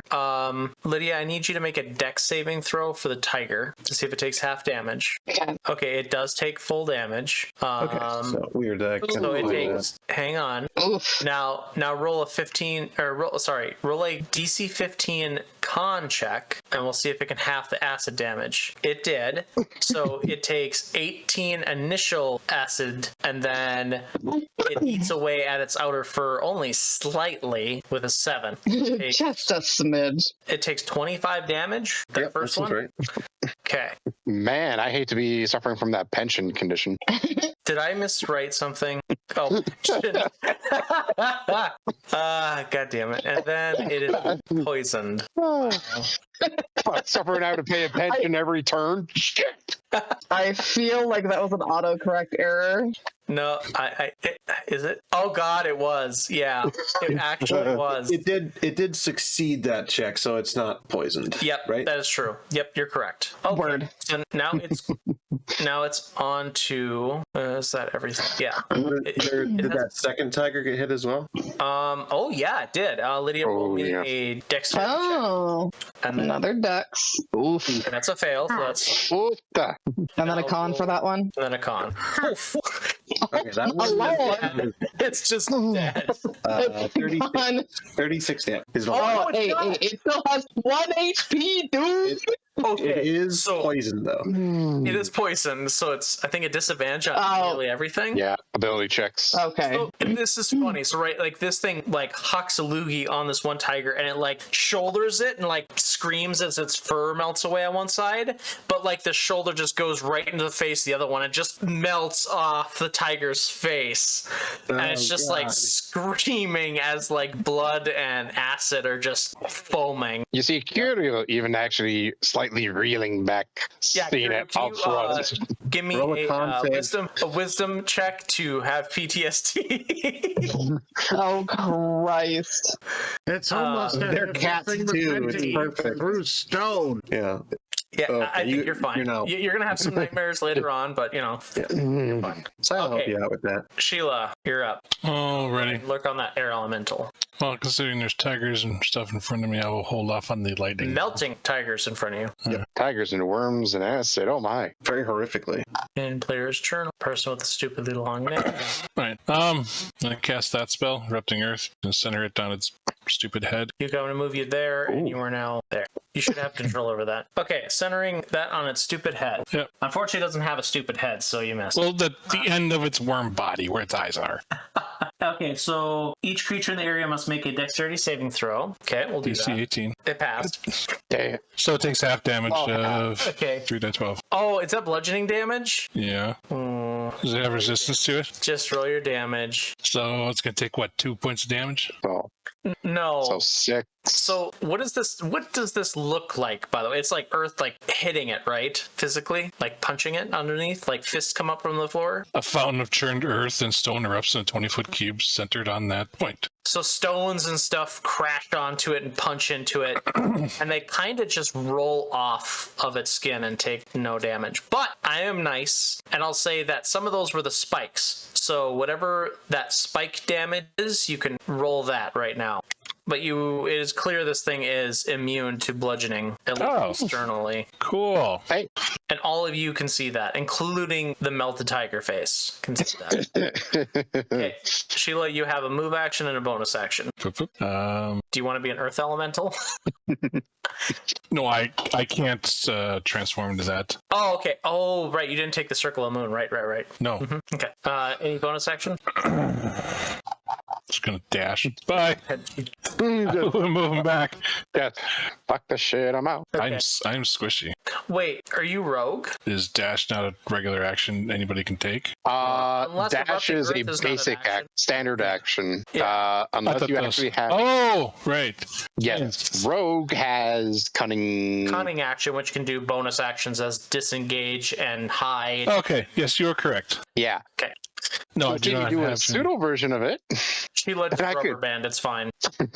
Just disconnect. Just high ping. Latency. Just high ping. Yep. Hi rock ping. All right. Kirio, your turn. So my action, I gotta actually physically reload my crossbow. But while I'm actually reloading it, and I'll say while observing all the attacks that's going on, I'm using my bonus action to do my Inquisiting eye. insightful fighting. So I need to do a wisdom check, insight on it, and it'll do a deception check. If I succeed, then for a minute I get advantage on all my attacks, unless I somehow Deception goes off of charisma, right? Yep. God. That's a -2. Oh, okay, good. I'm like, it's a -2. Hey, I can't go under 10. I can't roll under 10, and I have a 13 insight. So very nice. Just like Amari. So. With that done and that done, You can use your sneak attack to start even if you won't have advantage. Nice. But not if you have disadvantage. Yep, so if something rounds. something causes, then yeah. I always like the small other aspect of this kind of insights. Can you give me using the skill, because give me an insight check. You're looking for a DC 22. If you match it, I will tell you one thing about this creature that you don't already know. I'm going to tell you, 23 is the minimum I can roll. Okay, so you got it. 23 is flat minimal, no matter what. Okay. You are positive you can't restrain this creature. It's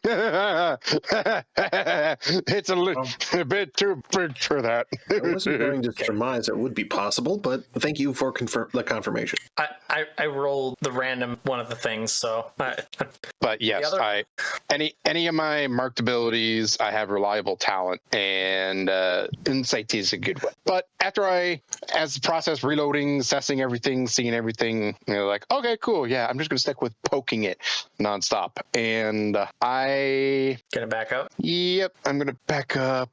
I got 30 speed, so 1, 2, 4, 5, 6. I'll just back up to there. Okay. And Size realizing, oh, fuck, I probably should have ran. Well, I remembered that immediately after my turn. Yeah, it's all right. All right, Tiger's turn. Remember, Lydia, if you go into that green circle, they take damage. It's green for you? It's blue for me. I'm not sure what the blue thing this is. I'm just going to leave that. I thought the blue circle was the spikes. No, the green circle is the spikes. There's no green circle. There's no green circle. Blue. Oh. You mean the one that's right here? Oh, there's the green square. No, hang on. I am dumb. Give me a second. I misunderstood. I completely... Hang on. Map. Oh. Dumb. Where did you want this? Because I made a mistake. I think the center point was right here. Yeah, just right where the blue circle is. If you can't see your blue circle...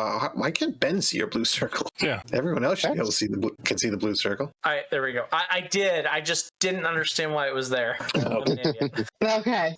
So, yeah, every 5 foot of movement you put through there, they take 2d4 damage. Okay, cool. So Okay. Well, it's okay. These guys are expendable. Anyway, God, so many fucking tigers to attack with. I have so many regrets. You chose this path. I did choose it. This was fully consensual. it is a strong. Okay, so the tiger has a pounce attack where if it moves at least 20 feet straight toward a creature and then hits it with a claw attack on the same turn, the target must succeed on a DC 13 strength saving throw or be knocked prone. It doesn't have legs. Yeah, its entire existence is already prone. It just exists. Well, okay, so if it exists in prone, can I still take the bonus action and take an extra bite? Yes. That's fine. Can the tigers leap upon its face and begin clawing and biting it? It's gigantic enough that I will allow for them to take up space within on the creature itself. I don't even think that's gargantuan size. I'm pretty sure that's colossal sized. It is colossal. So, would this be justifiable as a 20-foot jump to justify the pounce attack? Yes. Well, they can move then jump, can't they? So as long as there's a space that. So yeah, it does just say if the tiger moves at least 20 feet, so they have 40 feet of movement. So, I mean, even LT Grow back here could do something like that. Yeah, the ones in front could literally go back a bit and then go forward. So yeah, I exactly. think all of them have the ability. Okay, fair enough. So if you want to, I'll give you the option, but then you will forego the bonus action if you fail it. Okay. If you just run up and attack it, you can do the ability as stated. If you want to jump onto it and be within that red circle but not on the actual icon and avoid the green spikes on the bottom, you have to make an athletics check of 18. Roll all of the dice. Athletics. How do I roll athletics for a creature? The tiger has a cheat. You just do dex. Yeah, okay. Yeah. But jumping on top of the creature negates the bonus attack. If you fail that athletic. Oh, if I fail. Okay. Well, oh, hell yeah. We will use the 2 weakest tigers. I think I'll have LT Gray here hop up. And you said a dex? Yeah, it needs to be 18 or higher, or they only get the claw. Nope. Oh. So they'll fall off, and they'll be knocked prone. Okay. Oh, that kitty dies on the spike. Okay. Yeah, that was the one. Yeah, right. I knew that was going to happen. So go ahead and roll the attack, and this tiger's going to die. I don't think Stump can roll less than a 1. Okay, so we got a claw in at least. Okay, 15 does hit. Okay, and then it was you hit the attack.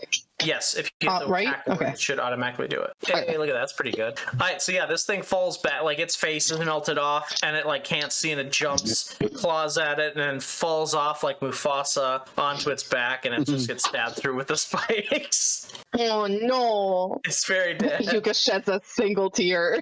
It's very dead. You've served I your got an purpose, idea my of something dear. I'm gonna Rest do. in peace. Okay, you- well, you got charm. 5 more tigers to go through, so Okay, go for bear with me here. Alright, LT Gray number 2. Nope, that fails. Okay, so just do the attack. Yep. That doesn't hit. So Stump, roll the spike damage. Okay, sweet. Thanks for updating that for me. And it's not pro. Okay, next one. Alrighty. Okay. And by the way, the reason why it's hard for them to get a grip is because the skin on this thing is basically tough as fuck, so. I kind of figured. So is this technically me pouncing on top of the creature? Or if No, I want to you do have the to do it pounce there. attack, do it right there? Okay, fair Anywhere enough. there and all the way to the left, yeah. So it would have to be within the circle to do the Oh. pounce attack. This The is a pounce wall attack- right here. If you're trying to... Oh, that's a wall. Oh, shit. Yeah, if you're trying to jump onto it, you'll be there. Otherwise, you would have to be in a friendly space. Shoot. Well, I guess I'll at least jump on top of him. Okay, I'll try to. Okay, go ahead and roll the athletics. Ulp. These are supposed to be athletic creatures, aren't they? I know. Dex is only +2 on them. That's a good attack. Go ahead and roll the A attack. cat has a +2 dex? I call bullshit. It's tiger +2 Dex. Oh, sorry. I think it's I hit only it the twice. That was an accident. Yeah. Yep. Okay, and then it falls back. Stump, give me another... 3. Okay, and then do the next one, Lydia. I assume this wouldn't be on top of creature for a jump attack. That would, yes. That whole circle is That would. technically it. Yeah. Okay. It's just that the token looks really weird when you stretch it that much. Another one. Okay, and then Stump. That's been a little late. Can I give my fucking creatures guidance? It is too late for that. Also, you're in Okay. elemental form, so Oh yeah, So, good point. give me spike damage. I think you need to be higher level to cast spells in shapeshift form. You're getting close, I think. You got the other 2 now? It might just be... Because it's every 5 feet, right, Stump? Correct.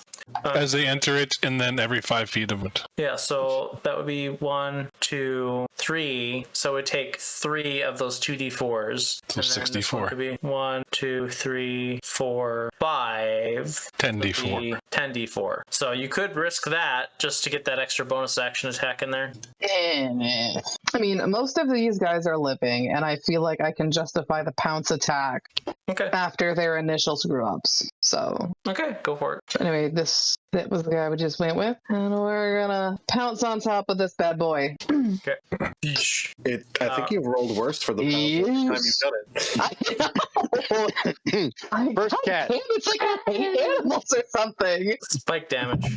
And then do the next one. Do the attack. Oof. High spikes on that one. 7. That's a miss on its... Gross. It's got a D... Everyone's figured this out now. It's got an AC of 12. I was assuming it was somewhere in that realm. Yep. All right, last one, Lydia. Pounce right to the face. Yep. Okay. There. So we got the Wait. claw. Oh. Yeah. So I passed the dex. So you get Yeah. the claw and then the bite. Yeah. Right? Yes. Okay. And so just the Hit claw attack on hits. Hit attack on both? Sorry, yeah. Just for the claw. Claw damage. Okay. So claw is 9. And it's on there now, so cool. All right, Cyrith, you've had tigers melt in front of you and pop up out of nowhere and jump onto this creature. It's your turn. I'm a necromancer. It takes a lot to psychologically scar me. And I'm just looking at her going like, summon all these cats and they're basically just committing suicide. I just imagine the one that had its face melted off. Just looks over and says, neat. All right, this time I'm going to remember to move. And then first. Yeah. I know, right? And then I'm going to cast Arcane Hand. Is I think the strategy I'm going to go with. The fuck are you doing? I will post the description. Description. I know, right? It is. I think I'm going to upcast this one to 7th. Yeah, screw it. Might as well. I never get to use my spell slots. If I don't use it now, I'll never use it. All right, so we'll get into any specific use cases when it's needed. Can you get me just some kind of token I can use to for the sake of the hand? Yeah.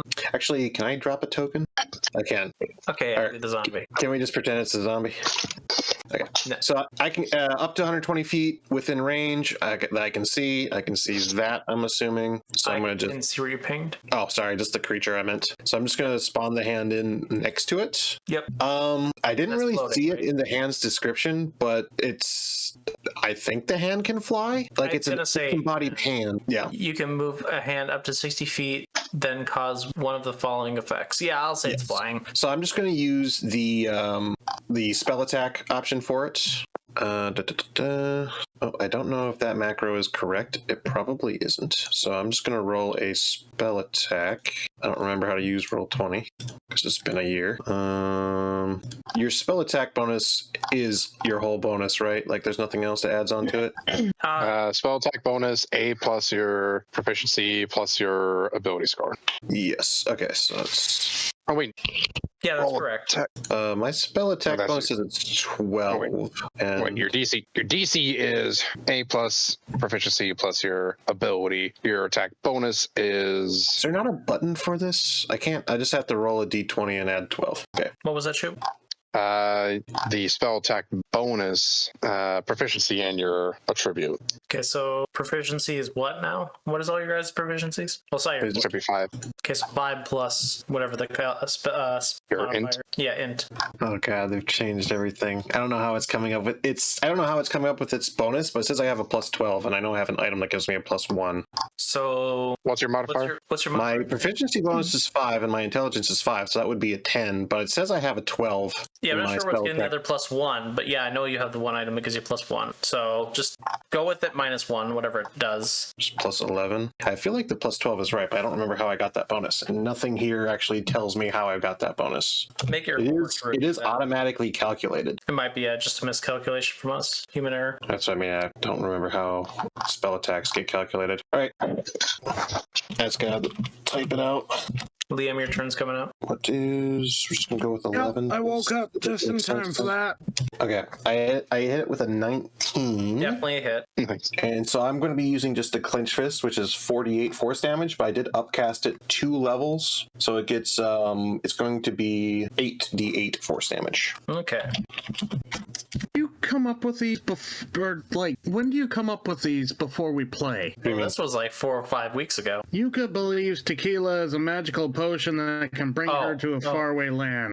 Oh, I do that every session. All right. So I hit it with 37 force damage. Force damage goes all the way through. Basically, I'm going to roleplay it as like, it looks like a skeletal fist just materialized out of the air, and it clenches into a fist and just punches the thing right in its face. Sweet. Do you have a bonus action you could commit? Not the only bonus action that I can do right now would be to control the hand, but the hand has already done its thing for this round. I'm pretty sure I can't do both. Okay, cool. So then it is Liam's turn. I mean, technically I do have a bonus action spell I could cast, but I don't feel the need to use it right this second. I guess I'll hit up the sunbeam again. It hasn't fully exposed itself out of the wall yet, so it's still going to be just 1 creature worth. Yup. Oh, there we go. There's some damage. Constitution save. Ah. Hey, look at that. Hey. No, that's just the radiant damage. There's nothing else with it. Nope. After being bitch slapped by the hand of the wizard. This isn't destructive wave. As fun as that would be to cast. All right, you still have your bonus action to move action. Nah, I think I'll stay. Okay. Yeah, you can see this thing is struggling to move, and now it's got tigers on it. Oh wait. Well, a tiger. Yeah. I think it's blinded now. No, it's unblinded. Is Sunbeam blind? Yes, Sunbeam will blind. Oh, okay, it's blinded again. I forgot to take off the blinded status, but okay, it's blinded again. Oh, yeah, I also forgot to remind you to keep repeating the con save on the blind. I already did it. Past It did actually pass the first time. Yeah. Okay. But it just got blinded by light. Great. Now it's staring into two suns. I love it. Damn it! Still blinking. That one dot isn't leaving. Andrew specifies that it's blinded until your next turn, Andrew. Yup. Okay, so it's just blinded for a whole fucking turn. That's nice. All right, Yuko, your turn. You're now wind elemental. Okay. So, because I am a wind elemental, and wind elementals are apparently like exclusively melee And they for fly being 90 air, I hover 90 feet. So, I imagine this means that I can hover myself above the spiky pad to be able to attack Miss Worm Lady. It's cute. It's actually not resistant against acid damage. Oh, just it's acid. No. I am immune against poison. The air elemental is not resistant to acid damage, but lightning, thunder, bludgeoning, piercing, slashing from non-magical attacks. Mm-hmm. It also says damage immunities is poison, which poison. I thought was fucking interesting. Yes. I thought you said that the acid worm does poison though. It's immune to applies to poison or poison. resistant. It's attacks with immune. It's immune. It uses acid, but acid has a poisoning effect. Okay, I dislike that. Yes. Okay, so In you have 90 any people. case, You're gonna fly on top. and I hover above the spike strips, right? Yes. Okay, so here we go. So I'm just gonna assume that that's 90 feet at this point. Yeah, I'm gonna say And- that's fine, and you're above it. And we are going to do the elementals to slams. That first one is a miss. Alrighty. Second one is a hit. And so Damage. You The go to thing that's slam. immune to. You go to slam into Oh, it, and it does nothing to the outer skin of this thing. oh, fuck nuggets. balls. Are all of your attacks Oh, bludgeoning? all of my attacks are bludgeoning. As an air elemental, that will be a yes. Okay. There is still I'm some hope. exceedingly salty about that. There's still some hope, and you're gonna discover it through your tigers. Okay. So I don't like the implication of this. It is in this moment that Yuka realized she's done goofed. okay. So reach 2 targets in 5-foot range. Well, it can't get the one on top. It ain't gonna get you. It's not gonna go for the hand. So it's these 2 that are in the spikes. So actually we'll do the bite last. We'll do the spit first because it's got 2 attacks. So spit first. It's gonna focus right on Sai. That's rude. Because it's got its mouth to deal with. So the 3 of you. Why did everybody group up? It has an area effect attack. I moved in a straight I moved away from everybody. I moved in a straight line backwards. It literally was like Kiryu and Sheila are like, okay, we're far enough apart, it's only gonna hurt one of us, and then Sai's like right in the middle. Okay, so Both of you moved before me. I'm gonna make this attack. So 18, does 18 hit? That hits all your ACs. Is there a reason why Yeah. it wouldn't? Because I don't want you to. Because I actually do have something. Shield react? No, I wish. Zorbel. Oh, I do have shield prepared. Was that a +2 AC? What does that do again? I can't remember. I think there was one reaction that had +5. I'm checking. But what about you, Kiryu? For me, will work here. Yep, I just need to dodge it. You're next. You have a +5 bonus to AC, including against the triggering attack. You take no damage, and I'll also take no damage from magic missile. So yeah, it's a +5 to AC. I have a 14, so that brings me up to a 19. Okay, so successfully take half damage for you. Sheila, is there anything that... No, there's nothing I can do. Okay, and then I just avoid all for the dex. Yep. And so how it works, by the way, because this is a weird one, right? Because this is a leveled attack, this is a targeted attack AoE. Your thing you're fighting against is whatever the attack was. So 18 would be your DC you're trying to dex save against, by the way. So you take no damage, and that means you don't need to make the next con check. As for the other two, I think, Sai, you miss it, right? I haven't rolled my dex save yet. No, you don't need to. Okay. It does not hit me because of the shield spell. Yeah, so it doesn't hit you. Sheila, you take... So roll a dex save, which you did, and that's a DC 12. I rolled an 11, so I just missed it. Okay, so you take the first acid damage in full. So it's 26. 26, and then roll a con check. That's Natural DC 20. 15, Nice. natural 20. So then on a success, you take half of the secondary acid damage, so you only take 8. So 26 plus 8. 32. 34. Cool. Yeah, you're right. I'm stupid. I can't math. Okay, now for the Tigras, its other multi-attack is that takes a bite, and is that hit the, what's the Tiger's AC? 12. Okay, 2 targets in 5 feet. Targets hit by the bite must make a DC 13 dex save or be swallowed. So Lydia, can you roll for the Tigers 2 dex saves? They need a DC 13. Okay, both of them are getting swallowed. Oof. And they get moved over to a special map I have hidden off to the side here. Wait, it ate those 2 tigers and not the one right in its mouth already? Well, no, that one's on top. Oh, yeah. That's the one that actually, actually did succeed. Yeah, Well, so if you summon enough tigers, one of them's bound to win. Yeah, so I start in the center there, and you can see these down here? Yes. Yes. Okay, so then they're going to take 22 piercing damage. Damn. And when the character is swallowed, they roll a 1d10 to see how deep they are. Right. Lydia, can you roll 2d10 for me? Deep. Okay, so... I need to figure that out while I'm in between turns. Why is my spell attack bonus 12? What have you done? Okay, so they're... I have a global magic attack modifier of +2 from something. I know I didn't make that up, but I have no idea why. Okay, so... And then any character on the internal map at this... Mother has a turn. Okay, so that doesn't trigger right now. So that'll trigger later. All right, and then it is going to move. It's going to be a bit awkward. It's going to push these two.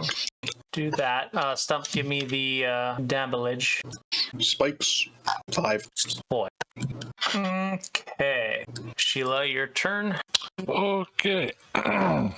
Oh, actually, didn't mean to that square that was there. I'm gonna make these smaller. Go ahead. All right. Spike growth is not nearly as effective as I was hoping it was going to be. I mean, It's cut its movement in half of what it would be otherwise. Yeah, but I could also be casting Call Lightning. Can you cast that indoors? It doesn't say I can't. I'd argue you can't. Storm Cloud of I'll just... If I You need enough remember right. You need enough space to be able to actually do it. That is 10 feet tall with 60-foot wide radius. Actually, that would be enough.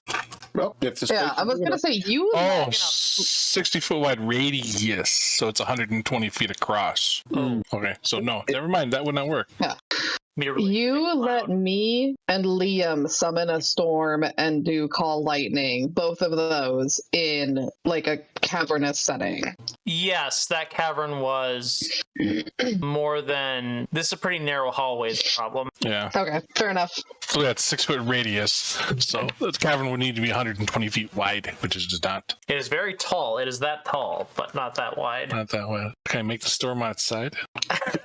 Make the storm twice as long as it is wide. I want to edit this in GIMP. I'm going to do a 90-degree turn. I'm not going to fill it horizontally. I'm just going to go vertically. I'm going to plug this tube and turn this into high-powered capacitor. I can see. Remind me, is concentrating on a spell actually an action ever, or is it? Nope. Okay, can't remember. There's spells that you Casting the concentrate spell on action. that say you use a bonus action to move it or an action to move it or do something with it.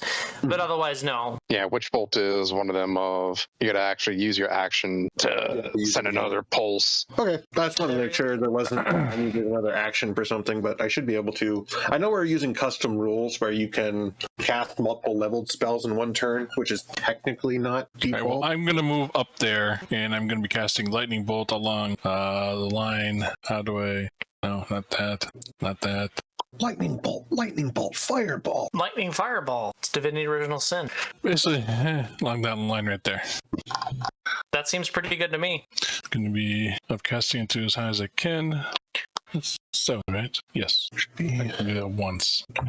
Ooh, is this Lightning Bolt? It is Lightning Bolt. Yes. So I need to make a dex save. Did I do it? No, I didn't. DC's Yay. 18. Look at that. So that's 45 damage? I think so. Yes. Well, it turns out it's immune to lightning. I'm just kidding. Oh. Just Well, bitch. Just gonna close Discord, go to bed.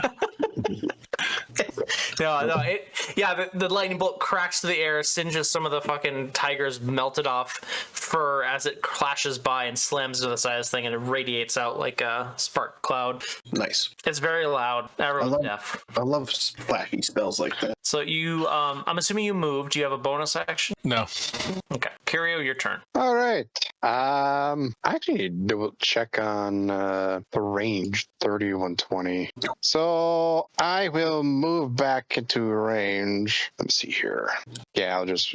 It's 30 feet from the edge of the red circle. That's technically its size. Yes.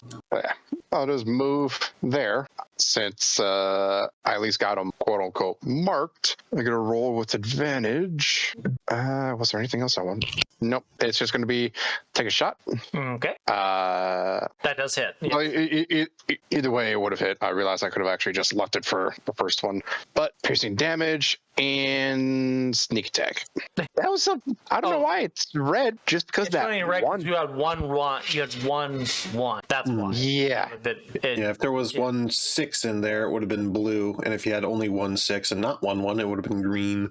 Okay, so It's weird like math that. is hard. So that's 35. 35. Nice. 35, and Okay. I had moved. Pierces into its side, screams out in agony. I'm just going to do some sidestep for the rest of my move over here, and I will contemplate what I'm going to do. Okay, we are back up to the tigers. Okay, that should do. I completely forgot that I was on mute. It was Dex to jump on top of him, right? Yes. Okay. Well, fuck. It's a good chance that thing dies when it hits the ground. See if it would dash for damage. That's me land on their feet, but you don't want to land there. Damage? You have to roll attack. Okay, that won't kill it. Lydia, you have to roll an attack for that tiger. Okay. There you go. That doesn't hit. Ugh. So it falls off. It is. Oh, actually, wait. That one was knocked prone prior. Oh, So shoot. it has half That's of right. move. Yeah, so it has 20 feet of movement left. Well, it's technically enough for another pounce. Yeah, I'll say it's Yeah, but I had it. more right here. No, okay, fair enough. It fell off, and it's Okay. right there. Okay, and you still have the one that's clinged on to that can just make an attack. Yeah, good point. The one that is clinged on is going to bite. That hits. Oh, fuck yeah. Yep. All right. Well, the closest, because This one is knocked prone. Yeah, so it needs. this one's prone to. It's funny that you could hit this thing with 100 bludgeoning damage and it'll do nothing, but you could hit it with 1 piercing damage and it'll be more meaningful.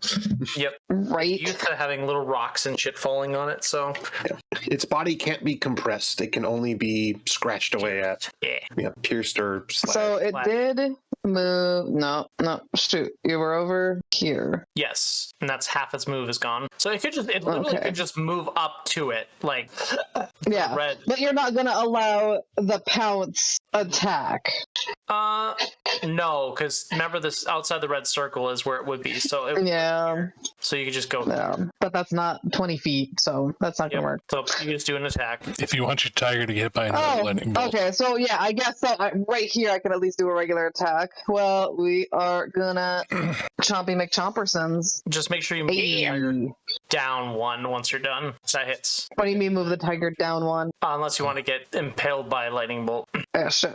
Thanks. Okay. Potentially. Potential. I completely forgot about that vine thing it has messed with. Because if this thing could move, if this thing got out, then it would have moved out to 10, and then it would have been like right fucking here by now. And then there, and then there. Like, they're a lot more terrifying. I'm sad. It's fucking vine growth bullshit. Okay. So that's all the... Oh, now the inside tigers. So the inside tigers, to escape the mother's mouth, they must move to the farthest 5-foot square at the right of the entrance, which is to the right, and make a DC 18 Dex save or DC 16 int check to escape the mouth and land 15 feet in front of the mother.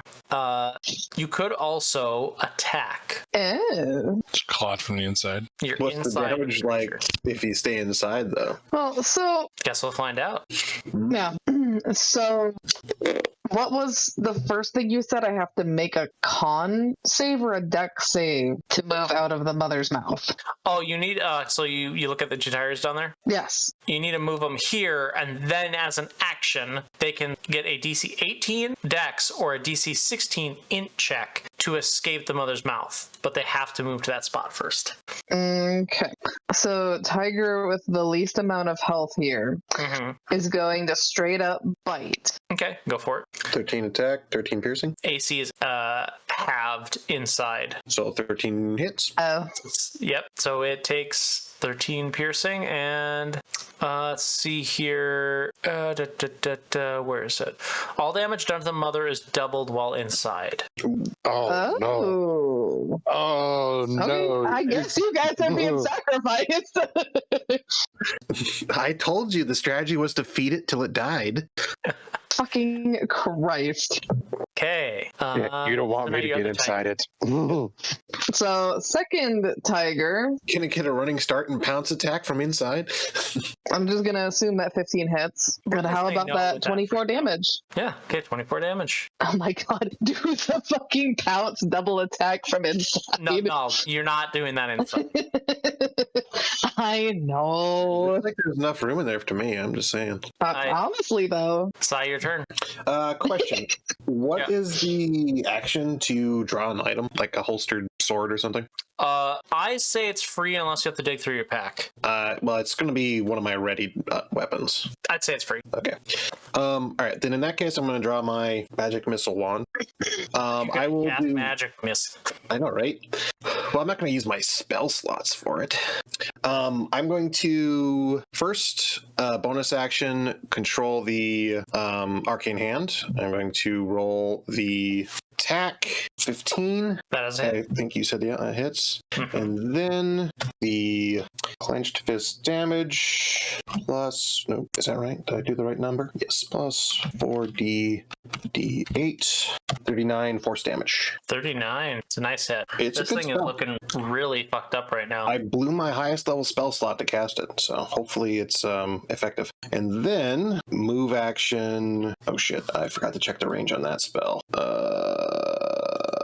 Double checking. I believe it's plenty of range, but I want to make sure. Yes, okay, we're fine. Then I'm going to move another 30 feet decent away. And I'm going to end my turn by using my action to use 6 charges from the magic missile wand to effectively cast a level 6 Double magic missile. magic missile. That's not how you do that. That ain't This is magic again- missile. That's Gatling missile. This is again going to be force damage. 24 force damage from magic missile. They slam into it, tearing away parts of its mouth as it lets out a horrendous scream. Can everyone make me a perception check? Uh-oh. Is there more than one? Oh boy. I suppose I could make a perception check. So do I have to explode. roll? Actually, that was 1 point better than my passive perception, so... I got 10. The hell's that keen senses thing you're rolling?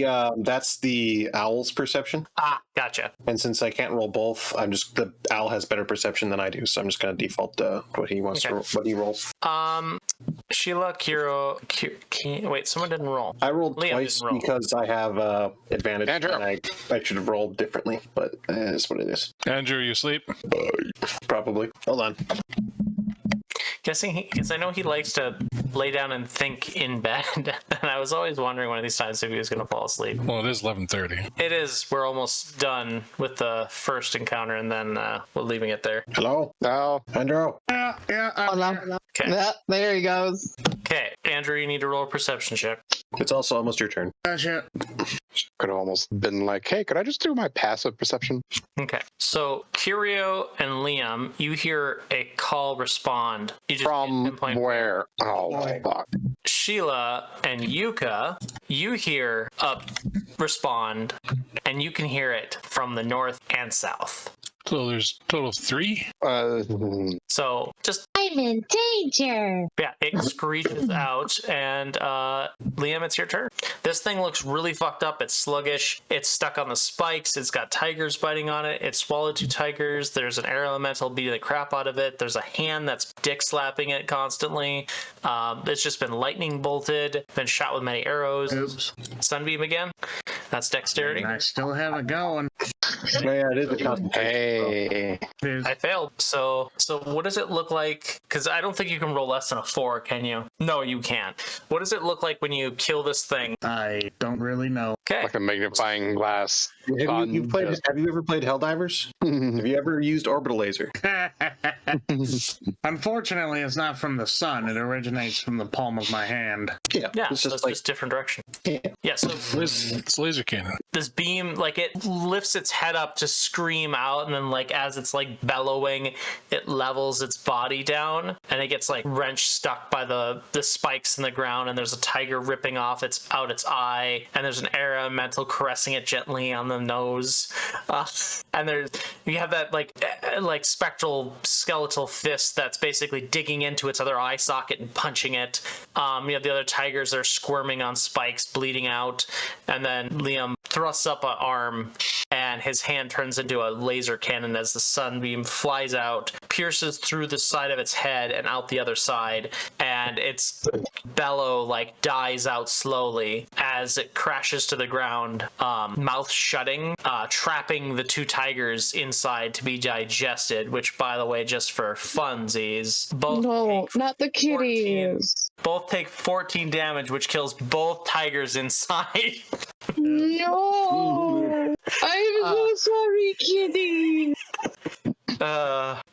So yeah, it clashes the ground, and like we have this moment of calm for a moment before we hear those distant cries, and we see the thing take its last breath as these one of the tiger, we're just gonna say this tiger down here also just dies from just bleeding out on its back. The carnage left before you, but there's something else coming. Oh dear. Coming from it both directions. Cuts to black, and we hear the 2 distant roars in unison as the 2 sons come home to help mommy. Oh, Is this a matriarchal species or by the way, patriarchal? Yeah. Ben, Uh-huh. I forgot that I had my little ability, Primal Strike. Starting at 6th level, your attacks in beast form count as magical for the purpose of overcoming resistance and immunity to non-magical attacks and damage. That would have Completely forgot about it. I completely forgot about it. But are you in beast form? You're an elemental.